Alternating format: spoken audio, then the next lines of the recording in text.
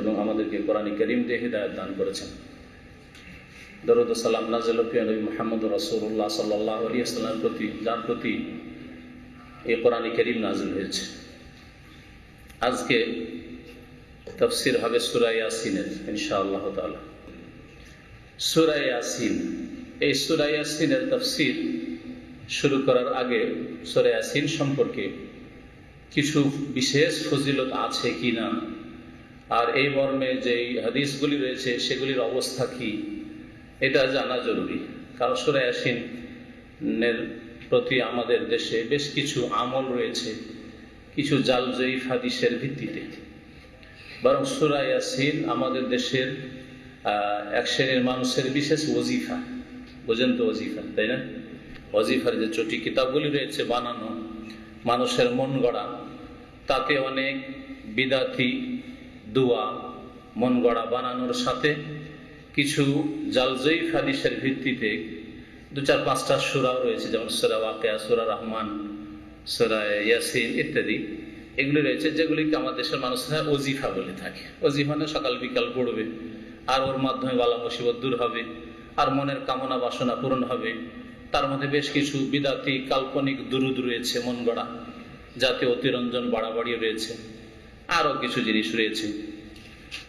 তো তার একটি হচ্ছে সূরা ইয়াসিন। সূরা ইয়াসিন সম্পর্কে আমাদের জাল জয়ীফের যে সিলসিলা চলছে, মঙ্গলবার এশা পরে, তাতে আলোচনা করা হয়েছে কয়েক মাস আগে। অধিকাংশ ভাইরা জুমার দিনে যারা আসেন তারা ওই অনুষ্ঠানে আসতে পারেন না, সেই জন্য আবার ওই হাদিসগুলি সংক্ষেপে শুনিয়ে দিচ্ছি, যে হাদিসগুলি সূরা ইয়াসিন সম্পর্কে বলা হয়। সূরা ইয়াসিন সম্পর্কে একটি কথা আমাদের দেশে মশহুর, যে মৃত ব্যক্তি অথবা মুমূর্ষু ব্যক্তি, যে এখন মরমর অবস্থা, শেষ অবস্থা, তার সামনে সূরা ইয়াসিন পাঠ করা, এই আমলটি আমাদের দেশে রয়েছে, আছে না? এই মর্মে একটি হাদিস শুনেন, মাকিল বিন ইয়াসার রাদিয়াল্লাহু তাআলা আনহু থেকে বর্ণিত। তিনি বলছেন যে নবী সাল্লাল্লাহু আলাইহি ওয়াসাল্লাম বলেছেন, ইকরাউ ইয়াসিন আলা মাউতাকুম, বা ইকরাউ আলা মাউতাকুম ইয়াসিন, দুইভাবেই হয়তো হাদিস রয়েছে। মুসনাদ আহমদ, আবু দাউদ, ইবনে মাজাহ, মুস্তাদরাক হাকিমে, ইবনে হিব্বান এই হাদিসটি রয়েছে, যে তোমরা তোমাদের মৃত ব্যক্তি, মাউতাকুম মানে মৃত ব্যক্তি, আর আরেকটি অর্থ হচ্ছে মাউতাকুম মানে যারা এখন মৃত্যু মুখে পতিত হতে যাচ্ছে, মুমূর্ষু ব্যক্তি, যারা এখনো মরেনি কিন্তু মরতে যাচ্ছে, তাকেও মাউতা বলা হয়। মাইয়েতের জামা বা বহুবচন হচ্ছে মাউতা। তোমাদের মুমূর্ষু ব্যক্তিদের উপর সূরা ইয়াসিন পাঠ করো। এই হাদিসটি সম্পর্কে মুহাদ্দিসিন কেরামরা তার সনদ গবেষণা করে বলেছেন যে হাদিসটি জয়ীফ। তার মধ্যে সর্বশেষ মুহাদ্দিস এই জামানার আল্লামা নাসির আলবানী রহমতুল্লাহ আলাইহি, তার কয়েকটি কিতাবে, তার মধ্যে একটি হচ্ছে জয়ীফ জাল হাদিস সিরিজ, যেটা বাংলা অনুবাদ ঢাকা থেকে হচ্ছে, বর্তমানে কয়েক খণ্ড হয়েছে, তাতেও তিনি উল্লেখ করেছেন।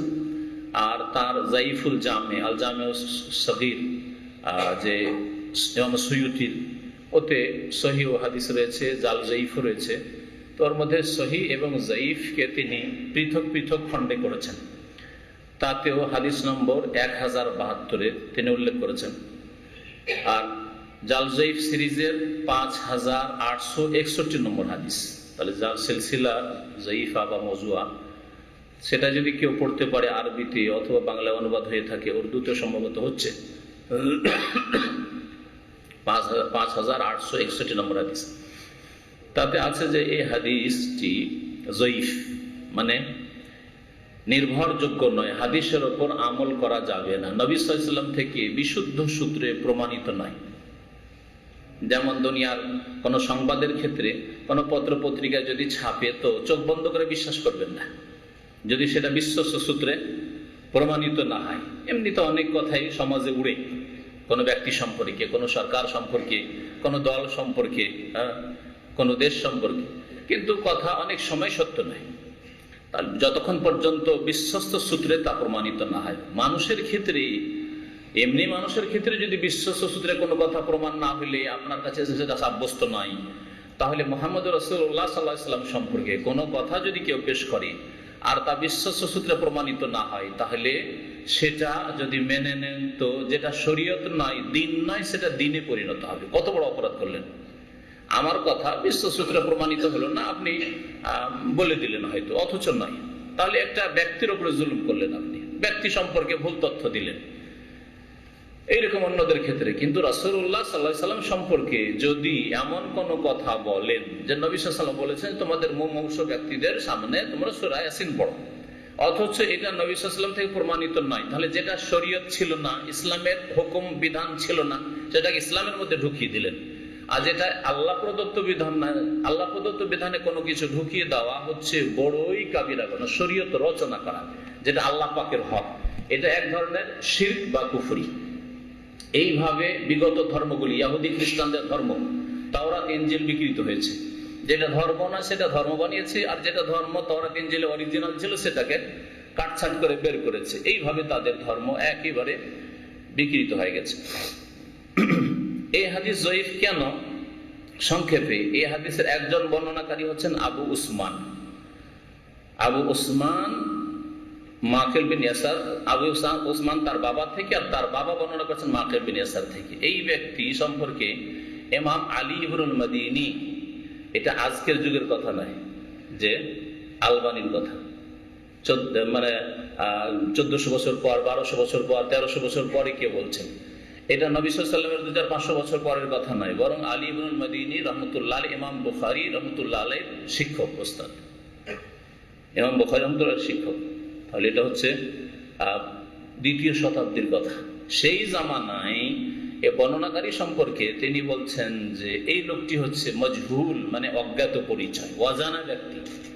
অজানা ব্যক্তি যাকে জানেন না, ভালো লোক না মন্দ লোক, মিথ্যুক না সত্যবাদী, তার আমল ঠিক আছে না ঠিক নেই, সে ইসলাম সম্পর্কে ইখলাস আন্তরিকতা রাখে না, সে হয়তো বিদাতি, ইসলামের নামে বিধর্মিতা ঢোকাতে চায়, ইসলামকে ধ্বংস করতে চায়, বাতিল কথা ঢুকিয়ে, যার সম্পর্কে জানা নাই। এইরকমই তার বাবা তাবেঈর যুগের লোক, আর সে হচ্ছে তাবেঈর যুগের লোক। ওকাজা আবু হয়, এমনকি তার বাবাও অজ্ঞাত পরিচয় লোক। আবু উসমান, উসমানের বাপ কে?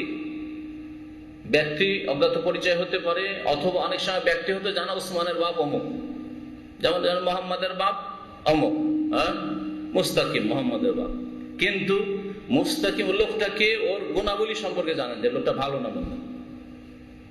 তো মাজহুল 2 রকম হতে পারে, মাজহুরুল আইন হতে পারে, মাজহুরুল হাল হতে পারে মুহাদ্দিসিনদের ভাষায়, যেগুলোতে আর লম্বা ঢোকার হয়তো সময় নেই। তাহলে এই হাদিসটি জয়ীফ, দুর্বল। দ্বিতীয় যে হাদিসটি পেশ করা হয় সূরা ইয়াসিনের ওজিফা সম্পর্কে, সেটা হচ্ছে লিকুল্লি শাইইন কালবুন ওয়া কালবুল কোরআনে ইয়াসিন। প্রত্যেক বস্তুর বা ব্যক্তির সৃষ্টির, প্রত্যেক সৃষ্টির হৃদয় থাকে, হাড় থাকে, কলব থাকে, আর কোরআনের কলব, কোরআনের হৃদয় হচ্ছে সূরা ইয়াসিন। এই হাদিসটিও শুধু জয়ীফ নয়, বরং এই হাদিস হচ্ছে মওযু। আল্লামা নাসির আলবানী রাহমাতুল্লাহ আলাইহি আগের যুগের আইম্মাই কেরামদের কথাগুলি উল্লেখ করার পরে কেন মওযু, তারপরে তিনি বলছেন যে এই হাদিসটি মওযু। এই না যে নিজে থেকে 1300-1400 বছর পর নিজের পক্ষ থেকে বলছেন, বরং আগের আইম্মাই কেরামদের কথাগুলি, উক্তিগুলি এই হাদিস এবং এই হাদিসের বর্ণনাকারী সম্পর্কে আলোচনা করার পরে বলছেন এই হাদিসটি হচ্ছে মওযু। মওযু মানে ওয়াজা ইয়াজা, মানে বানানো। কোন জিনিস যখন বানানো হয় তোকে ওয়াজা ইয়াজাও বলা হয়। মওযু মানে যেটি গড়া, তৈরি করা। তাহলে কোন এক বর্ণনাকারী নবী সাল্লাল্লাহু আলাইহি ওয়াসাল্লামের পরে সাহাবায়ে কেরামরা এর থেকে মুক্ত, এমনকি অধিকাংশ তাবেঈন মুক্ত। তাবেঈনদের জামানায় তেমন শিরক বিদআত শুরু হয়নি, অল্প স্বল্প বিদআত, খারেজিদের বিদআত আর শিয়াদের বিদআত, 2 বিদআতের সূত্রপাত হয়েছিল। কিন্তু পরবর্তীকালে বহু মিথ্যাবাদী মুসলিম উম্মায় ঢুকে পড়ে। তার মধ্যে ইবনে সাবা ইহুদি, ইহুদি আব্দুল্লাহ বিন সাবা নিজের নাম আব্দুল্লাহ রাখলো, কলেমা পড়লো, আর ইসলাম সম্পর্কে, আলে বাইত সম্পর্কে কুফরি শিরকি কথা বলতে লাগলো। আলী খোদা, এই যে আলী খোদা, ইয়া আলী, কাঠলকড়ি উঠাবার সময়, ভারী বোঝা উঠাবার সময়, এটাও ইবনে সাবা ইহুদির শিক্ষা। এটা মুহাম্মদ রাসূলুল্লাহ সাল্লাল্লাহু আলাইহি ওয়াসাল্লামের শিক্ষা নয়, এটা আবু বকর, ওমর, ওসমান, এমনকি আলী রাদিয়াল্লাহু তাআলার শিক্ষা নয়। কারণ আলী রাদিয়াল্লাহু তাআলা যখন দেখলেন যে এইরকম লোক আমার জীবদ্দশায় ইয়া আলী বা আলী খোদা বলতে শুরু করেছে, আলী হচ্ছে এলাহ, তখন তাদেরকে একটা গর্ত খনন করিয়ে তাতে ফেলে জ্বালিয়েছিলেন আগুন দিয়ে। তার শুধু এই মশলাটি জানা ছিল না যে আগুন দিয়ে শাস্তি দিতে হয় না, এই জন্য জ্বালিয়েছিলেন, না হলে হয়তো হত্যা করতেন।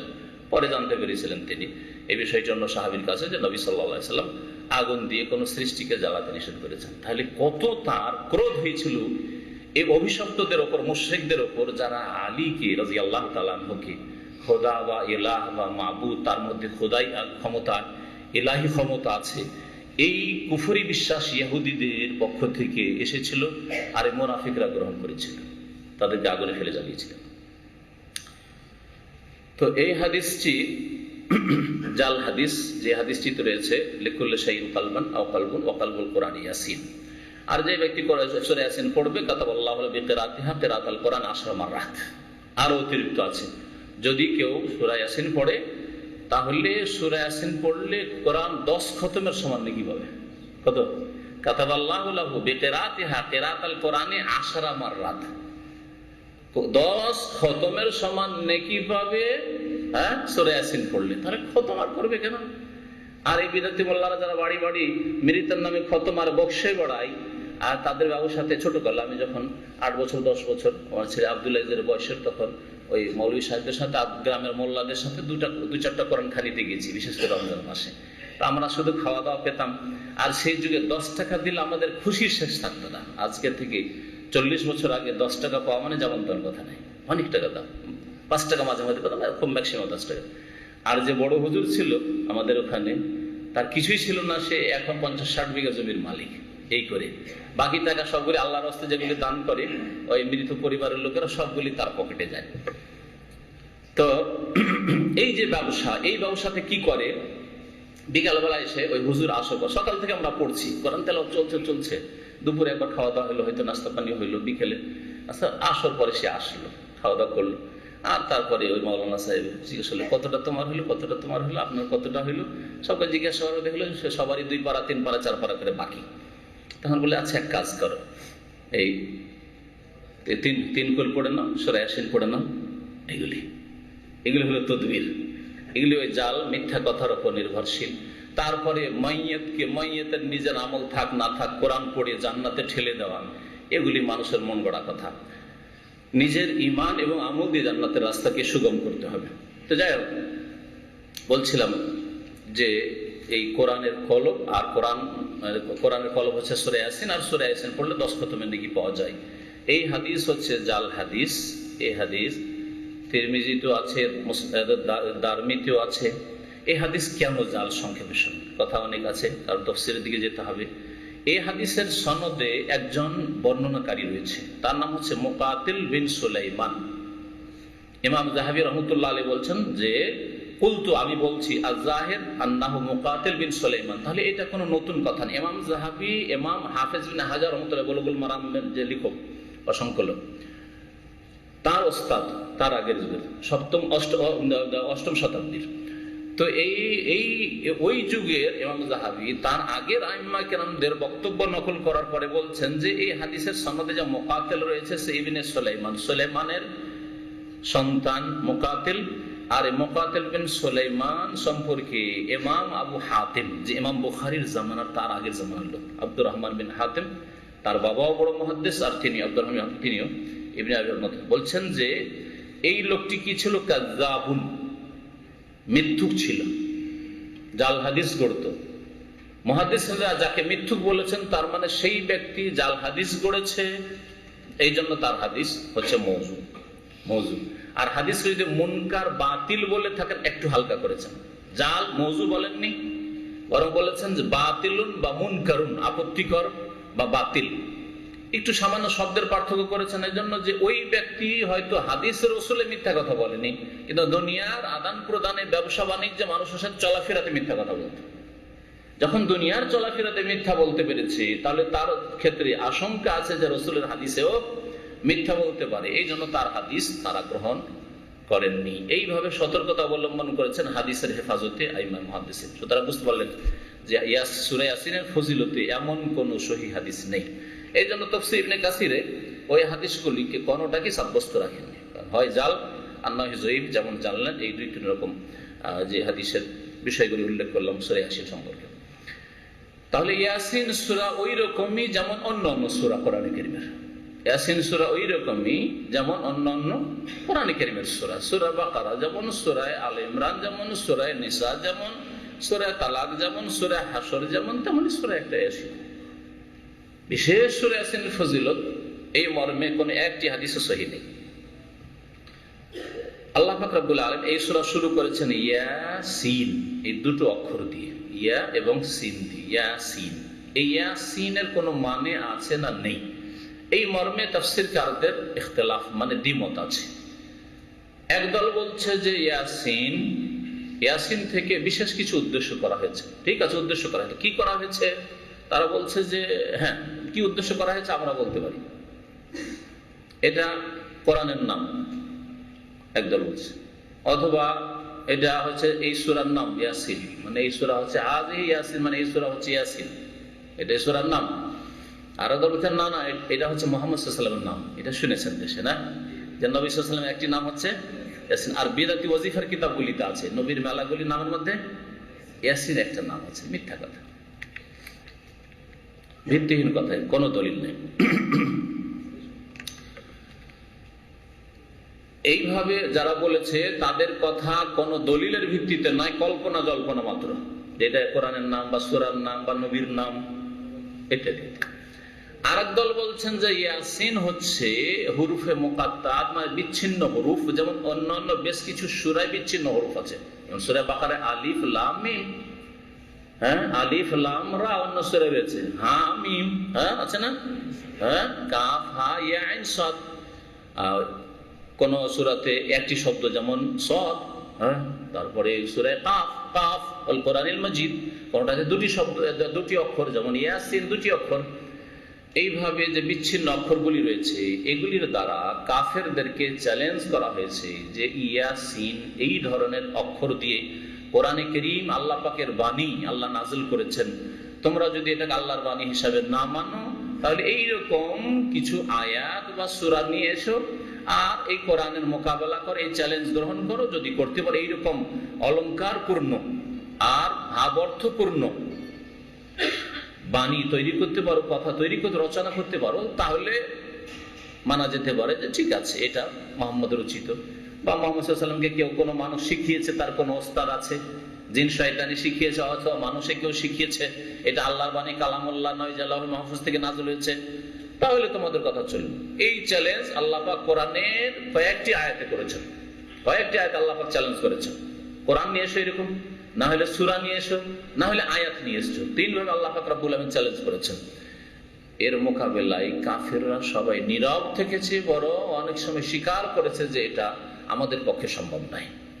যখন সম্ভব নাই, তাহলে এটা কালামুল্লাহ, আল্লাহ পাকের বাণী, আল্লাহ পাকের বাণী, তখন তোমরা মেনে নাও, এর প্রতি ঈমান নিয়ে এসো, এবং যার প্রতি নাযিল হয়েছে আল্লাহ বলছেন তার প্রতি ঈমান নিয়ে এসো, আর যে আল্লাহ পাক নাযিল করেছেন তার প্রতি ঈমান নিয়ে এসো, তাহলে মুসলিম।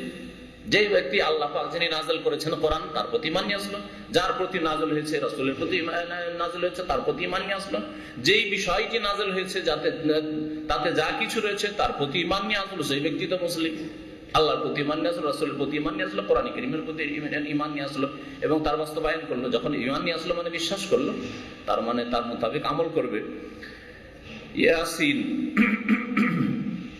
ওয়াল কোরআনিল হাকীম, আল্লাহ পাক কসম করেছেন, শপথ, আমি প্রজ্ঞাপূর্ণ হিকমত ভরা কোরআনের শপথ করি।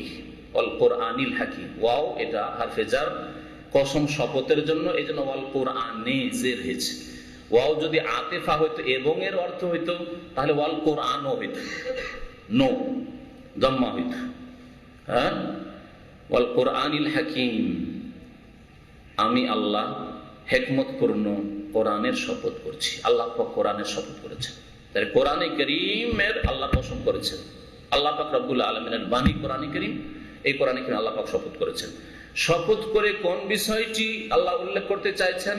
নবীর রিসালাতের কথা, মুহাম্মদ সাল্লাল্লাহু আলাইহি ওয়াসাল্লামের রাসূল হওয়ার কথা। ইন্নাকা লামিনাল মুরসালিন, এটা হচ্ছে মাকসাম আলাইহি, যার জন্য কসম করা হয়েছে বা যার উপর কসম করা হয়েছে, যে নিশ্চয়ই হে নবী মুহাম্মদ সাল্লাল্লাহু আলাইহি ওয়াসাল্লাম, তুমি রাসূল গণের অন্তর্ভুক্ত। লামিনাল মুরসালিন, মুরসাল এক বচন, আর মুরসালিন বা মুরসালুন বহু বচন।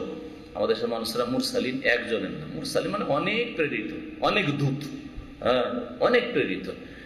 ইন্নাকা লামিনাল মুরসালিন, নিশ্চয়ই হে নবী তুমি রাসূল গণের অন্তর্ভুক্ত, রাসূল গণের একজন। তুমি অনেক নবী রাসূল পাঠিয়েছি, তার একজন তুমি মুহাম্মদ সাল্লাল্লাহু আলাইহি সাল্লাম। এতে কোনো সন্দেহ নেই, এর উপর আমি আল্লাহ কসম করে বলছি। আর আল্লাহর কসম করার উদ্দেশ্য হচ্ছে নবীর রিসালাতকে বলিষ্ঠভাবে অকাট্যভাবে ঘোষণা করা। এটা হচ্ছে নবী করিম সাল্লাল্লাহু আলাইহি সাল্লামের বৈশিষ্ট্য, যে আল্লাহ পাক তার নবুয়ত রিসালাতের ঘোষণার জন্য কোরআনে কারীমে কসম করে বলছেন, যে আমি কসম করে বলছি।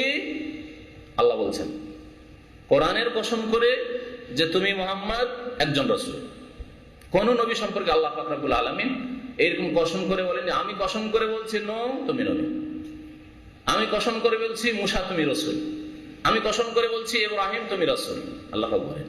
তাহলে যখন অন্য কোন নবী রাসূল সম্পর্কে আল্লাহ বলেননি, এমন একটি বিষয় যেটা আমাদের শেষ নবী সম্পর্কে বলেছেন, আমাদের সকলে আমাদের নবী, কিন্তু বিশেষ করে জীবনের প্রত্যেকটি ক্ষেত্রে প্রত্যেকটি বিধান মানতে হবে বিস্তারিতভাবে মুহাম্মদ রাসূলুল্লাহ সাল্লাল্লাহু আলাইহি সাল্লামের, এবং তিনি সারা বিশ্বের সমস্ত মানুষ জিনের জন্য প্রেরিত হয়েছেন রাসূল করে। প্রত্যেক মানুষ এবং জিনের জন্য ফরজ মুহাম্মদ সাল্লাল্লাহু আলাইহি সাল্লামের প্রতি ঈমান নিয়ে আসা। এটা নবীর বৈশিষ্ট্য হলো না? হলো না? বৈশিষ্ট্য কাকে বলে? বৈশিষ্ট্য ওই গুণগুলি বলে যেগুলি আপনার মধ্যে আছে, আমার মধ্যে না, অন্য কারোর মধ্যে না। ওগুলি আপনার বিশেষ বৈশিষ্ট্য। অনেক সময় আমভাবে বলা হয় বৈশিষ্ট্য তো আমার মধ্যে আপনার মধ্যে আছে, কিন্তু ভালো গুণ, সেজন্য বলে এগুলি আপনার বৈশিষ্ট্য।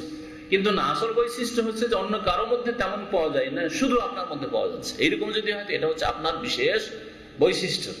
রাসূলুল্লাহ সাল্লাল্লাহু আলাইহি ওয়াসাল্লাম বৈশিষ্ট্য যে আল্লাহ পাক তার নবুয়ত রিসালাতের ঘোষণা করেছেন কসম করে। এইভাবে আল্লাহ পাক শেষ নবীকে সবচেয়ে বেশি সম্মানিত করেছেন সাল্লাল্লাহু আলাইহি ওয়াসাল্লাম। আলা সিরাতি মুস্তাকিম, আর রাসূল হওয়ার সাথে সাথে হে নবী তুমি সহজ সরল পথের উপর প্রতিষ্ঠিত। আল্লাহ পাকের এটাও সার্টিফিকেট। কারণ অনেক সময় হতে পারে যে রাসূল কিন্তু নিশ্চয়তা নেই, কখনো ভুল হয়ে যেতে পারে। না, তোমার ভুল হলে তোমার ভুলের উপর রাখবো না, তোমার ভুল হবে না। আর যদি কখনো এইরকম কিছু ভ্রম হয় তাহলে তার উপর তোমাকে কখনো রাখবো না। এই যে নবী করিম সাল্লাল্লাহু আলাইহি সাল্লামের সামান্য কিছু হলেও আল্লাহ পাক তাতে সতর্ক সাবধান করে দিয়েছে, তাই না? সূরা আবাসার শানে নজুল পড়লে সেটা স্পষ্ট হবে। এইরকম বহু ক্ষেত্রে হইতে পারে। সূরা আবাসা কেন আল্লাহ নাযিল করলেন বলেন দেখি, কে জানেন? এক অন্ধ ব্যক্তি সাহাবী আব্দুল্লাহ বিন উম্মে মাকতুম বড় আগ্রহের সাথে, অন্ধ মানুষ মুসলিম হয়েছে, বড় আগ্রহের সাথে নবী করিম সাল্লাল্লাহু আলাইহি সাল্লামকে দ্বীনের সম্পর্কে মাসলা জিজ্ঞেস করতে এসেছেন, দ্বীন সম্পর্কে জানতে এসেছেন। আর আশেপাশে বড় বড় নেতারা, আবু জাহাল, আবু লাহাব, এই ধরনের বড় নেতারা বসে আছে। নবী করিম সাল্লাল্লাহু আলাইহি সাল্লাম ভাবলেন, আর ভাবাটা স্বাভাবিক।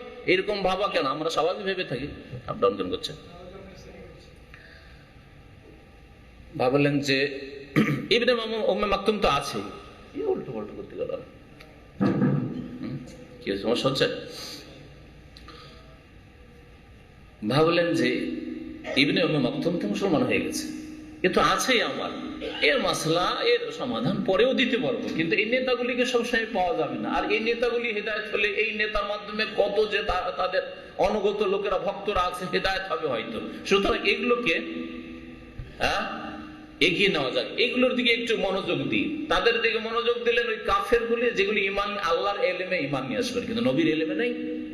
আল্লাহ জানেন যে এই আবু লাহাব, আবু জাহাল, উতবা, শাইবা রাবিয়া ইমান নিয়ে আসবে না, কিন্তু নবী জানেন না। নবী এই আশায় আছেন যে হতে পারে এই নেতাগুলি মুসলিম হইতে পারে, এই নেতাগুলি মুসলিম হয়ে গেলে অনেক কাজ হবে এদের দ্বারা, যেমন আমরা ভেবে থাকি। কিন্তু আল্লাহ জানেন হিদায়াত হবে না। আর আল্লাহ জানা যে ইবনে উম্মে মাকতুমকে দিয়ে কাজ হবে। রাসূলুল্লাহ সাল্লাল্লাহু আলাইহি সাল্লাম কোন জিহাদে যাচ্ছেন, ইবনে উম্মে মাকতুমকে মসজিদে নববীর ইমাম, নায়েব বানিয়ে যাচ্ছেন, রাসূলের নায়েব, মসজিদের ইমামতিদের নায়েব। আল্লাহ পাক এটা পছন্দ করলেন না। যে আগ্রহের সাথে এসছে ওকে শিখাও, ছাড়ো এইগুলোকে। যারা পালাতে চায়, যারা শুনতে চায় না, যারা কুফের অবস্থায় থাকতে চায়। আবাসা ওয়া তাওয়াল্লা, আল্লাহ পাক একভাবে নরম ভাষায় নবীকে সতর্ক করে দিলেন, সাবধান করে দিলেন। আবাসা ওয়া তাওয়াল্লা আন জাআহুল আমা তাফসীর পড়ে দিলেন। তো আল্লাহ পাক যেন সার্টিফিকেট দিয়েছে রাসূলুল্লাহ সাল্লাল্লাহু আলাইহি ওয়াসাল্লামকে, আলা সিরাতে মুস্তাকিম, হে নবী তুমি সঠিক পথের উপর প্রতিষ্ঠিত আছো এবং থাকবেও। তানজিল আল আজিজুর রাহিম। আর এই কোরআন মানব রচিত নয়, মানুষের তৈরি করা না, তোমার তৈরি করা না, অন্য কারো তৈরি করা। তানজিল আল আজিজ আর রাহিম, আজিজ মানে মহাপরাক্রান্ত, আর রাহিম মানে দয়াবান, অতি দয়ালু। অতি দয়ালু পরাক্রান্ত সত্তার মানে আল্লাহ পাকের নাজিলকৃত। তানজিল মানে মুনাজ্জাল, মাসদার বেমানা ইসমে মাফুল একে বলা হয়। মাসদারের অর্থ তানজিল মানে নাজিল করা, তাহলে নাজিল করা মানে নাজিলকৃত, এখানে নাজিলকৃত মাফুলের অর্থ।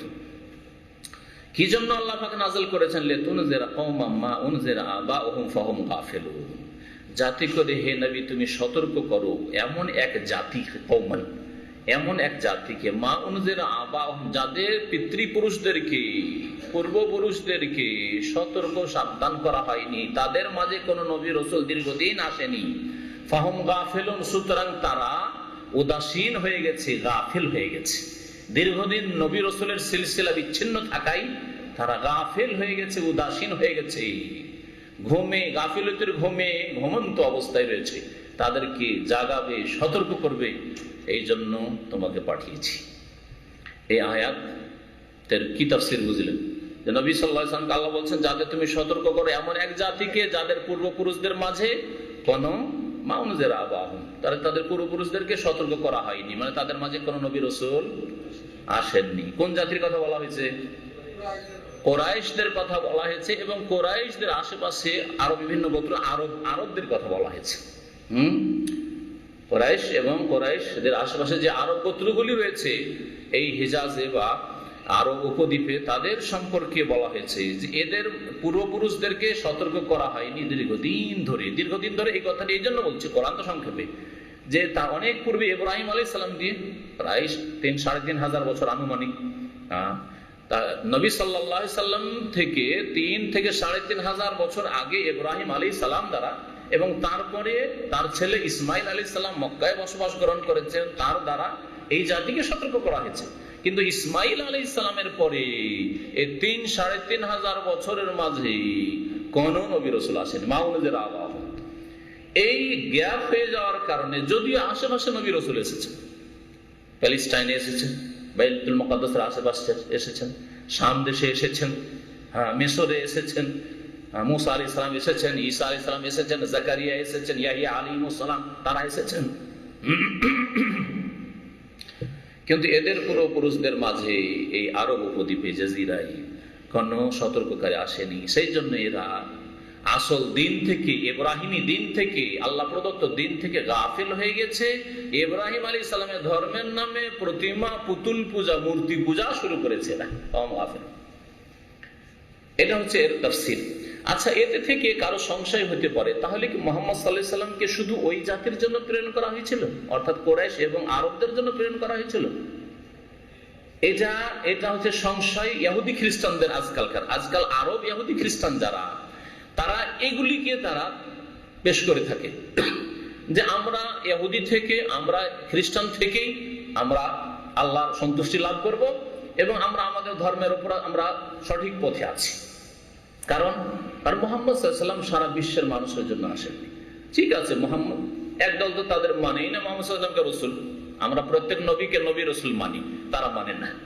আর আরেক দল মানলেও তারা বললে যে মুহাম্মদ সাল্লাল্লাহু আলাইহি ওয়াসাল্লাম উম্মীদের হইলে যে বাসা খিল উম্মিনা রাসূল, প্রথম নবী সাল্লাল্লাহু আলাইহি ওয়াসাল্লামকে পাঠানো হয়েছে উম্মি, যারা লেখা পড়া জানতো না তাদের মাঝে।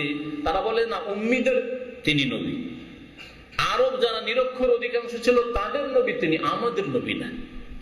তিনি প্যালেস্টাইনের লোকের নবী না, ইসরায়েল বা গোত্রের লোকদের, বনি ইসরায়েলের জন্য নবী না।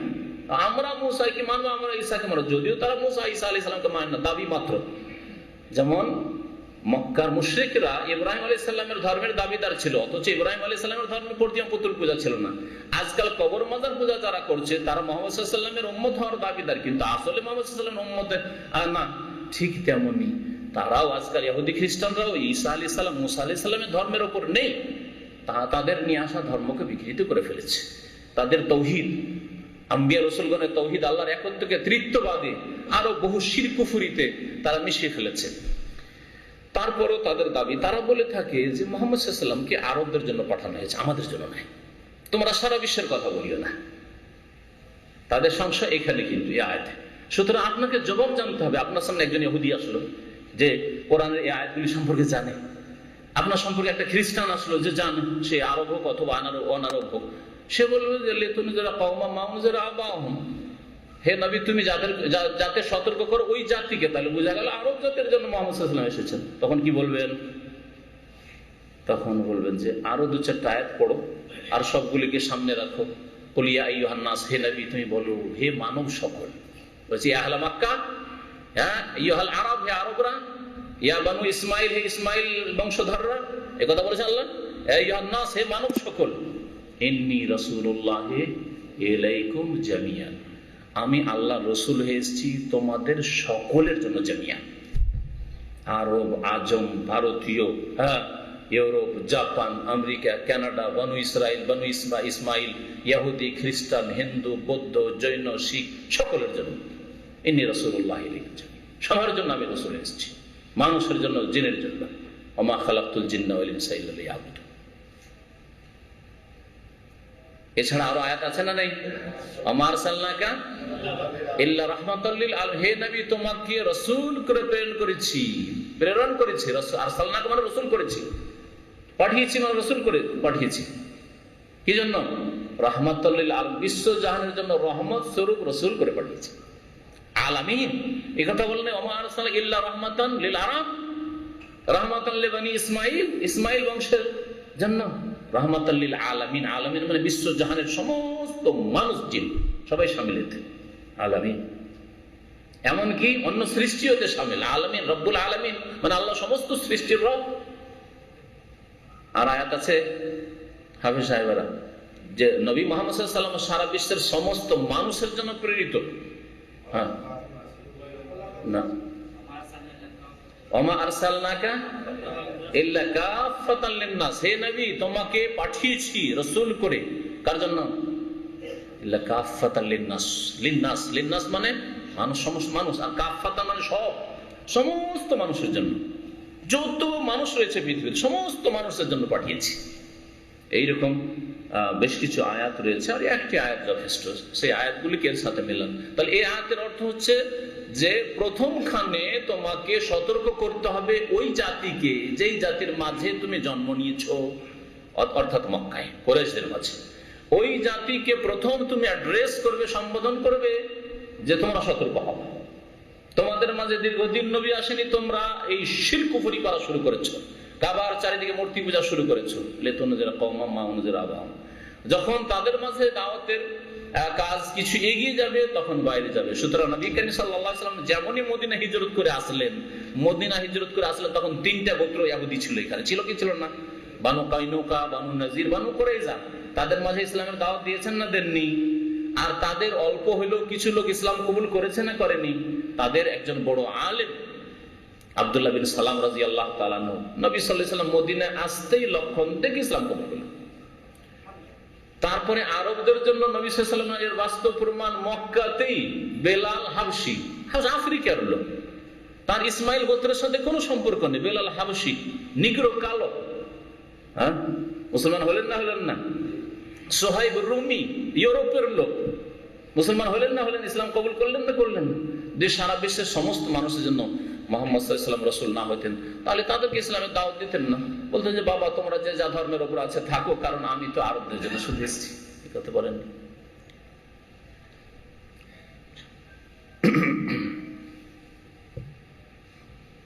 লাকাদ হাক্কাল কাওলু আলা আকসারিহিম, নিশ্চয়ই তাদের অধিকাংশের উপর আল্লাহ পাকের বাণীর বাস্তবায়ন হয়েছে। হাক্কা মানে বাস্তবায়ন হওয়া, হক মানে সাবিত হওয়া। কোন জিনিস হক যেহেতু সাবিত, প্রকট হয়ে থাকে, সাব্যস্ত, সেজন্য হককে হক বলা হয়। হাক্কা ইয়াহিক্কু ওয়া ইয়াহিক্কাল কাওলু আলাল কাফিরিন লিয়াহিক্কা হাক্কা ওয়া ইবতিলাল বাতিল, এই শব্দটি কোরআনে কারীমে বহুবার ব্যবহার হয়েছে। লাকাদ হাক্কাল কাওলু, কাওলু মানে কাওলুল্লাহ, আল্লাহ পাকের বাণীর বাস্তবায়ন হয়েছে আলা আকসারিহিম, তাদের অধিকাংশের উপর, তাদের সিংহভাগ লোকের উপর। ফাহুম লা ইউমিনুন, সুতরাং তারা ঈমান নিয়ে আসবে না। আল্লাহ পাকের বাণীর বাস্তবায়ন হয়েছে মানে যে আল্লাহ পাক বলেছেন যে ওয়ালাকিন হাক্কাল কাওলু মিন্নি, আমার কথা সত্য, আমার কথার বাস্তবায়ন হবেই হবে, যে লা আমলা আন্না জাহান্নামা মিনাল জিন্নাতি ওয়ান নাসি আজমাইন, আমি জাহান্নামকে ভরপুর করব জিন দিয়ে এবং ইনসান দিয়ে, মানুষ দিয়ে। এই যে আল্লাহ পাকের কথা, এর বাস্তবায়ন হয়েছে, বাস্তবায়ন হতে যাচ্ছে, আর হচ্ছে, হয়েছে, হবে যুগে যুগে। সেই জন্য তাদের অধিকাংশ লোক ঈমান নিয়ে আসবে না, অর্থাৎ মক্কার অধিকাংশ লোক ঈমান নিয়ে আসে না। হে মুহাম্মদ সাল্লাল্লাহু আলাইহি ওয়াসাল্লাম, তুমি মেহনত চালাচ্ছ, তারপরে ঈমান নিয়ে আসছে না। তায়েফের অধিকাংশ লোক ঈমান নিয়ে আসলো না, কিন্তু শেষ পর্যায়ে যখন দেখলো নিরুপায়, আর উপায় নেই, হ্যাঁ, মক্কা বিজয়ের পরে তখন ইয়াদখুলুনা ফি দীনিল্লাহি আফওয়াজা, দলে দলে ইসলামে প্রবেশ করলো। প্রথম দিকে 13 বছরে মাত্র কয়েকজন ইসলাম গ্রহণ করলেন, অধিকাংশই তাদের ইসলাম নিয়ে আসলো না। আবু জাহাল, আবু লাহাব, উতবা, শাইবা, রাবিয়া, ওয়ালিদ বিন মুগীরা, বহু বড় বড় বড় বড় বড় নেতাগুলি ঈমান নিয়ে আসলো না। ফাহুম লা ইউমিনুন, আল্লাহ পাক বলে দিয়েছেন, ইন্না জাআলনা ফি আনাকিহিম আগলালান, কারণ আমি তাদের গলদেশে, আনাক অনকের জামা, এই তাদের গলায়, গলায় কি পরিয়ে দিয়েছে? আগলালান, দিল্লুনের বহু বচন, বেড়ি পরিয়ে দিয়েছি গলায়। আল্লাহ পাক রব্বুল আলামিন বেড়ি পরিয়ে দিয়েছেন মালা, লোহার। ফাহুম ফাহিয়া ইলাল আযকান, আর এই বেড়ি তাদের থুতনি পর্যন্ত পৌঁছে গেছে। যদি আপনার শিকল থাকে, শিকলের বেড়ি, আর শিকলের বেড়ি গলায় যদি এভাবে লাগানো হয়, এভাবে ধরে কি হয় মানুষ, হ্যাঁ, মাথাটা উপর দিকে চলে যায়, এরকম করে না? আর যদি এখানে বাঁধা থাকে, হাত দুটো বাঁধা হয়। তো আল্লাহ পাক বলছেন আমি এইরকম করে দিয়েছি এই কাফের গুলোকে। আসলে হ্যাঁ, ইন্না জাআলনা ফি আনাকিহিম আগলালান, তাদের অনকে, তাদের গর্দনে আমি লাগিয়ে দিয়েছি বেড়ি, বেড়ি পরিয়ে দিয়েছি গর্দনে, এবং তার সাথে সাথে হাতেও। এখানে হাতের কথা আল্লাহ উল্লেখ করে। অন্য আরেকটি আয়াত আছে যে তাদের গর্দন, ইযিল আগলালু ফি আনাকিহিম, আরেকটি আয়াত রয়েছে যেখানে ইয়াদের কথা, দুই হাতের কথা রয়েছে। তো হাত এবং গর্দনে এমন বেড়ি পরিয়ে দেওয়া হয়েছে, যার ফলে ফাহিয়া ইলাল আযকান, সেই বেড়ি তাদের থুতনি পর্যন্ত এখানে পৌঁছে গেছে। পৌঁছে যাওয়ায় মাথাটা এরকম উপরের দিকে উঠিয়ে আছে।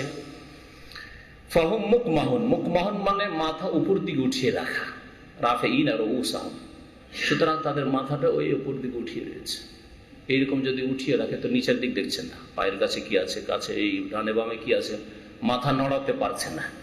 এইরকম যেমন বাস্তবে কোন এক ব্যক্তির গলায় যদি বেড়ি পরিয়ে রাখা হয় তাহলে এরকম হয়, ঠিক তেমনি কাফেরদের অবস্থা। কাফের এমন অনীহা তাদের অন্তরে আল্লাহ পাকের দ্বীন, রাসূলের কথার উপর ঘৃণা, যে তাদের যেন বেড়ি পরিয়ে দেওয়া হয়েছে গলায় ওইভাবে। সুতরাং মাথা উপর দিকে উঠিয়ে আছে, হক কথা শোনেও না, বুঝেও না, দেখেও না। এ কথা আল্লাহ পাক বলতে চেয়েছেন। ওয়াজআলনা মিন বাইনা আইদিহিম সাদ্দান ওয়া মিন খালফিহিম সাদ্দান ফাগশায়নাহুম ফাহুম লা ইউবসিরুন। আল্লাহ পাক বলছেন, আর আমি তাদের সামনেও আর তৈরি করে, সাদ্দুন মানে হচ্ছে বাঁধ, বাঁধ, বাঁধ আপনারা দেখেছেন, নদীর বাঁধ, নদীর পানি এসে গ্রাম শহরকে যেন ডুবিয়ে না দেয়, যেন বাঁধ বাঁধা থাকে, আছে না নেই বাঁধ, দেখেছেন বাঁধ। তো সাদ্দুন মানে হচ্ছে বাঁধ বা আর পর্দা, যে কিছু বলতে পারেন। ওয়াজআলনা মিন বাইনা আইদিহিম সাদ্দান, তাদের সামনে আমি বাঁধ বা আর তৈরি, প্রাচীর তৈরি করে দিয়েছি, প্রাচীর বলতে পারেন। ওয়া মিন খালফিহিম সাদ্দান, আর তাদের পিছনে আমি বাঁধ বা প্রাচীর তৈরি করে, সামনেও প্রাচীর আর পিছনেও প্রাচীর কোনো মানুষের যদি থাকে। আর ফাগশায়নাহুম, তারপরে তাদেরকে আমি ঢেকে দিয়েছি, মানে তাদেরকে অন্ধ করে দিয়েছি, চোখের উপর পর্দা ফেলে দিয়েছি। ওয়ালা আবসারিহিম গিশাওয়া, যেমন অন্য আয়াতে আল্লাহ বলেছেন তাদের চোখের উপর গিশাওয়া, পর্দা রয়েছে, আবরণ রয়েছে। তো এই গিশাওয়া থেকে ফাগশায়নাহুম, তাদেরকে আমি ঢেকে দিয়েছি, মানে তাদের চোখের ওপর পর্দা টেনে দিয়েছি। ফাহুম লা ইউবসিরুন, সুতরাং তারা দেখে না, তারা দেখে না। আয়াতের তরজমা বা সংক্ষিপ্ত তাফসীর তো বুঝলেন, কিন্তু আর একটু অতিরিক্ত বুঝেন, সেটা হচ্ছে যে আল্লাহ পাক বলছে তাদের সামনেও প্রাচীর আর পিছনেও প্রাচীর। সামনে কিসের প্রাচীর আর পিছনে কিসের প্রাচীর? সামনে প্রাচীর হচ্ছে দুনিয়ার সাজসজ্জা, অলংকার, দুনিয়ার লোভ লালসা। মানুষের সামনে দুনিয়ার কিন্তু অনেক বড় বড় টার্গেট আছে, আমি এই হব, সেই হব, যারা নেতৃত্বের ময়দানে, রাজনীতির ময়দানে আছে, বড় বড় নেতা হব, এর জন্য হালাল হারাম, ধর্ম কর্ম, আল্লাহ পরকাল কিছু নেই অধিকাংশ লোকের। এটা হচ্ছে সামনের হক সত্যকে পেতে বড় প্রাচীর বাধা। যারা ওই রকমই বড় ধনাঢ্য হতে চায়, বড় পুঁজিপতি, পয়সাওয়ালা হতে চায়, গরিবের ছেলে ছিলাম এখন বড় লোক হব, পয়সা ইনকাম করতে গিয়ে হালাল হারাম, জায়েজ না জায়েজ, আল্লাহ পরকাল, হিসাব জবাবদেহি, জান্নাত জাহান্নাম, এসব কোনো চিন্তা নেই। আড় তৈরি আছে, দুনিয়ার জিনতের আড় সামনে তৈরি আছে। পেছন দিকে আছে আখিরাত, এখন আখিরাত আসেনি। এই আখিরাত সম্পর্কে এমন গাফিল হয়েছে, দুনিয়ার পিছনে ছোটার কারণে আখিরাত সম্পর্কে এমন গাফিল হয়েছে, যেটাকে এখানে আল্লাহ এক প্রাচীর বলে আখ্যায়িত করেছেন। আখিরাতকে দেখতে, আখিরাত সম্পর্কে জানতে, আখিরাত সম্পর্কে একটু চিন্তা করতে কোনো সময় নেই। এসব চিন্তা করার জন্য বা এসব সম্পর্কে পড়াশোনার জন্য, সময় দেওয়ার জন্য কোনো সময় নেই তার কাছে। তো পেছন দিকেও ফিরে দেখে না যে কি হবে আমার না হবে, আর সামনে যা আছে এর দিকে এমন ছুটেছে যে হক পেতে সামনেও প্রাচীর তৈরি হয়ে গেছে, আর পিছন দিকেও প্রাচীর তৈরি হয়ে গেছে, যে আখিরাতের কথা ভেবেও দেখে না। আল্লাহ পাক তারপরে বলছেন ওয়াসাওয়াউন আলাইহিম, সুতরাং তাদের জন্য সমান। সাওয়ান মানে সমান, বরাবর, তাদের জন্য সমান। আনজারতাহুম আমলাম তুনজিরহুম, তাদেরকে সতর্ক করেন আর না করেন। হে নবী মুহাম্মদ সাল্লাল্লাহু আলাইহি ওয়াসাল্লাম, আল্লাহ পাক বলছেন যে তুমি তাদেরকে সাবধান করো, সতর্ক করো, ইসলামের কথা তাদেরকে বলো আর নাই বলো, লা ইউমিনুন, তারা ঈমান না নিয়ে আসবে না, তারা বিশ্বাস করবে না। তো আল্লাহ পাক রব্বুল নবী করিম সাল্লাল্লাহু আলাইহি ওয়াসাল্লামকে এইসব কথা জানিয়ে দিচ্ছেন, তারপরেও তো যাচ্ছেন তাদের কাছে ইসলামের দাওয়াত দিতে, না জাননি? প্রথম কথা, নবী করিম সাল্লাল্লাহু আলাইহি ওয়াসাল্লামকে আল্লাহ প্রথমে এটা জানিয়ে দেন। যেমনই মক্কায় নবী হলেন, নবী আবু জাহাল, আবু লাহাব, বড় বড় নেতাদের কাছে তায়েফে গেলেন তিনি, তখন পর্যন্ত তাকে বলা হয়নি যে এরা ঈমান নিয়ে আসবে না। সুতরাং নবী সাল্লাল্লাহু আলাইহি ওয়াসাল্লামের যে মিশন, মেহনত করতে, আর মেহনত তিনি করছেন, এক নম্বর কথা। পরবর্তীতে জানানো হয়েছে যে যাদের পিছনে এত মেহনত করলে, তাই বলার পিছনে মেহনত করলে, এই আবু জাহাল, আবু লাহাবের পিছনে মেহনত করলে, আত্মীয় স্বজনদের পিছনে মেহনত করলে, এই বড় নেতারা ঈমান নিয়ে আসবে না, লা ইউমিনুন, ঈমান নিয়ে আসবে না। পরে জানানো হলো। দুই নম্বর কথা হচ্ছে যে নবী সাল্লাল্লাহু আলাইহি ওয়াসাল্লামকে নির্দিষ্ট করে জানানো হয়নি যে কে কে ঈমান নিয়ে আসবে না। আবু জাহাল ঈমান আনবে কি আনবে না, হ্যাঁ, ওতবা ঈমান নিয়ে আসবে, সাইবা ঈমান নিয়ে আসবে কি আসবে না, ওয়ালিদ বিন মুগীরা ঈমান নিয়ে আসবে কি আসবে না, হ্যাঁ, এই কথা জানা হয়নি। কিন্তু বলা হয়েছে তোমার গোত্রের অধিকাংশ বড় বড় নেতারা ঈমান নিয়ে আসবে না। বড় নেতাদের মধ্যে, সম্ভ্রান্তদের মধ্যে অল্প কিছু লোক ঈমান নিয়ে এসেছেন। আবু বকর রাদিয়াল্লাহু ঈমান নিয়ে এসেছেন, সাদ বিন আবি ওয়াক্কাস ঈমান নিয়ে এসেছেন, আব্দুর রহমান বিন আওফ ঈমান নিয়ে এসেছেন, উমর রাদিয়াল্লাহু তাআলা ঈমান নিয়ে এসেছেন। এরা সম্ভ্রান্ত ঘরের এবং নেতৃস্থানীয় ব্যক্তি ছিলেন সমাজের, কিন্তু তাদের সংখ্যা অল্প। অধিকাংশ গরিব, দরিদ্র, অভাবী, গোলাম, কৃতদাস, তারা ঈমান নিয়ে এসেছে, তারা সাথ দিয়েছে ইসলামের। এবং যে কোনো হকের দাওয়াত যখন আপনি শুরু করবেন, মনে রাখবেন প্রথম আপনার গ্রামে, আপনার শহরে, আপনার দেশে দুর্বল, অসহায়, দুর্গত, গরিব, হ্যাঁ, অশিক্ষিত মানুষরা, তারা আপনার ডাকে সাড়া দেবে। যারা শিক্ষার উচ্চ স্থানে পৌঁছে আছে প্রথম দিকে হয়তো সাড়া দেবে না, যারা নেতৃত্বের উচ্চ স্থানে পৌঁছে আছে তারা আপনার ডাকে সাড়া দেবে না, যারা সমাজের নেতৃত্ব দিচ্ছে অথবা রাজনৈতিক নেতৃত্ব করছে, বিভিন্ন রকমের বড় বড় পয়সাওয়ালা, প্রভাবশালী, তারা সব প্রথম সাথ দেবে না। তারা আমার কি জানি কি হয় না হয়, বিশ্বাস হইলেও বিশ্বাস করবে না, মনে বিশ্বাস আছে, কথায় বিশ্বাস করবে না। কিন্তু যখন দেখবে যে এখন নিরুপায়, এখন সবাই তো মানে রেখে দেবে, সবাই তোর কথা শোনে, একটু দেখা যেত, তখন হয়তো মজবুরিতে অনেকে সাথ দেবে। তাই হয়েছে যুগে যুগে। তো আল্লাহ পাক রব্বুল আলামিন বলছেন যে এরা ঈমান নিয়ে আসবে না। পরবর্তীতে আল্লাহ পাক জানান নবী সাল্লাল্লাহু আলাইহি ওয়াসাল্লামকে, ইন্নামা তুনজিরু মান ইত্তাবা যিকরা, নিঃসন্দেহে তুমি সতর্ক করবে হে নবী ওই ব্যক্তিদেরকে যারা অনুসরণ করবে উপদেশের, আল্লাহ পাকের উপদেশ বাণী কোরআনে কারীমের অনুসরণ করবে, তাদেরকে সতর্ক করতে পারবে। মানে তার আগে সতর্ক করলে তোমার সতর্কতা থেকে, তোমার উপদেশ থেকে তারা উপকৃত হবে। এই আয়াতের মানে এই নাই যে আগে আপনাকে জানতে হবে যে এই লোকটি হেদায়েত হবে না হবে না, কারণ আল্লাহ পাক রেজাল্ট কোন ব্যক্তিকে, নবীদেরকেও জানাননি, তো আমি আপনি কোথায়? হ্যাঁ, যে একটা লোক বেনামাজিকে নামাজের দাওয়াত দিলাম, একটা মুশরিককে শিরক বিদআত করেছে তাকে দাওয়াত দিলাম, তাওহীদের সুন্নতের দাওয়াত দিলাম, আগেই আমাকে জানতে হবে যে লোকটা ইসলাম কবুল করবে কি করবে না, লোকটা ভালো কথা কবুল করবে কি করবে না, আমার কথায় মনোযোগ দিবে কি দেবে না, ইসলামিক সেন্টারে আসবে কি আসবে না, বলে লাভটা কি? না, আপনাকে বলে যেতে হবে, আপনার কাজ করে যেতে হবে। তবে যাদেরকে বললেন তাদের মধ্য থেকে ওই লোকেরাই উপকৃত হবে যারা উপদেশের অনুসরণ করবে। তা আল্লাহ বলছেন ইন্নামা তুনজিরু, মানে উপকৃত হবে আপনার এই সতর্কতা থেকে, আপনার উপদেশ থেকে। মানে ইত্তাবা যিকরা, যেই ব্যক্তি উপদেশ শুনে উপদেশকে ফলো করবে, অনুসরণ করবে। ওয়া খাশিয়া রহমান বিল গায়ব, দ্বিতীয় শর্ত হচ্ছে, একটা শর্ত তো জানলেন যে শুনে মানবে। অনুসরণ করবে মানে মানবে, আপনার কথা শুনছে, শুনে ভালো লাগছে, তখন মানবে, গুরুত্ব দেবে। এক। দ্বিতীয় শর্ত হচ্ছে যে রহমান দয়াবান আল্লাহ পাক রব্বুল আলামিনকে ভয় করবে না দেখে। এটা আকীদার শর্ত, বিশ্বাসের শর্ত। যেই ব্যক্তি আল্লাহকে না দেখে বিশ্বাস করে না, কবরের জীবনকে না দেখে বিশ্বাস করে না, জান্নাত জাহান্নামকে না দেখে বিশ্বাস করে না, আখিরাতে হাসর নাসরে জবাবদেহি করতে হবে, প্রথম 5 ওয়াক্ত নামাজের হিসাব দিতে হবে, আর সেই সময় কিয়ামতের মাঠে 2 ভাগে ভাগ হবে মানুষ, ফারিকুন ফিল জান্নাহ, জান্নাতি আর জাহান্নামী। মুশরিক কাফের যারা শিরক করে মারা যাবে, কখনো আল্লাহ মাফ করবেন না। আল্লাহ ছাড়া অন্যকে, কবরকে, দুর্গাকে, দরগাকে সেজদা করে যারা মারা যাবে, কখনো আল্লাহ মাফ করবেন না, চিরকাল জাহান্নামে থাকবে। এসব গায়বের কথা যারা বিশ্বাস করবে না, কখনো হেদায়েত হবে না। তো খাশিয়া রহমান বিল গায়ব, না দেখে বিশ্বাস করতে হবে। আল্লাহ পাক যা বলেছেন অদৃশ্যের কথা, গায়বের কথা, তার রাসূল সাল্লাল্লাহু আলাইহি ওয়াসাল্লাম যা বলেছেন গায়বের কথা, অদৃশ্যের কথা, না দেখে বিশ্বাস করা প্রথম শর্ত।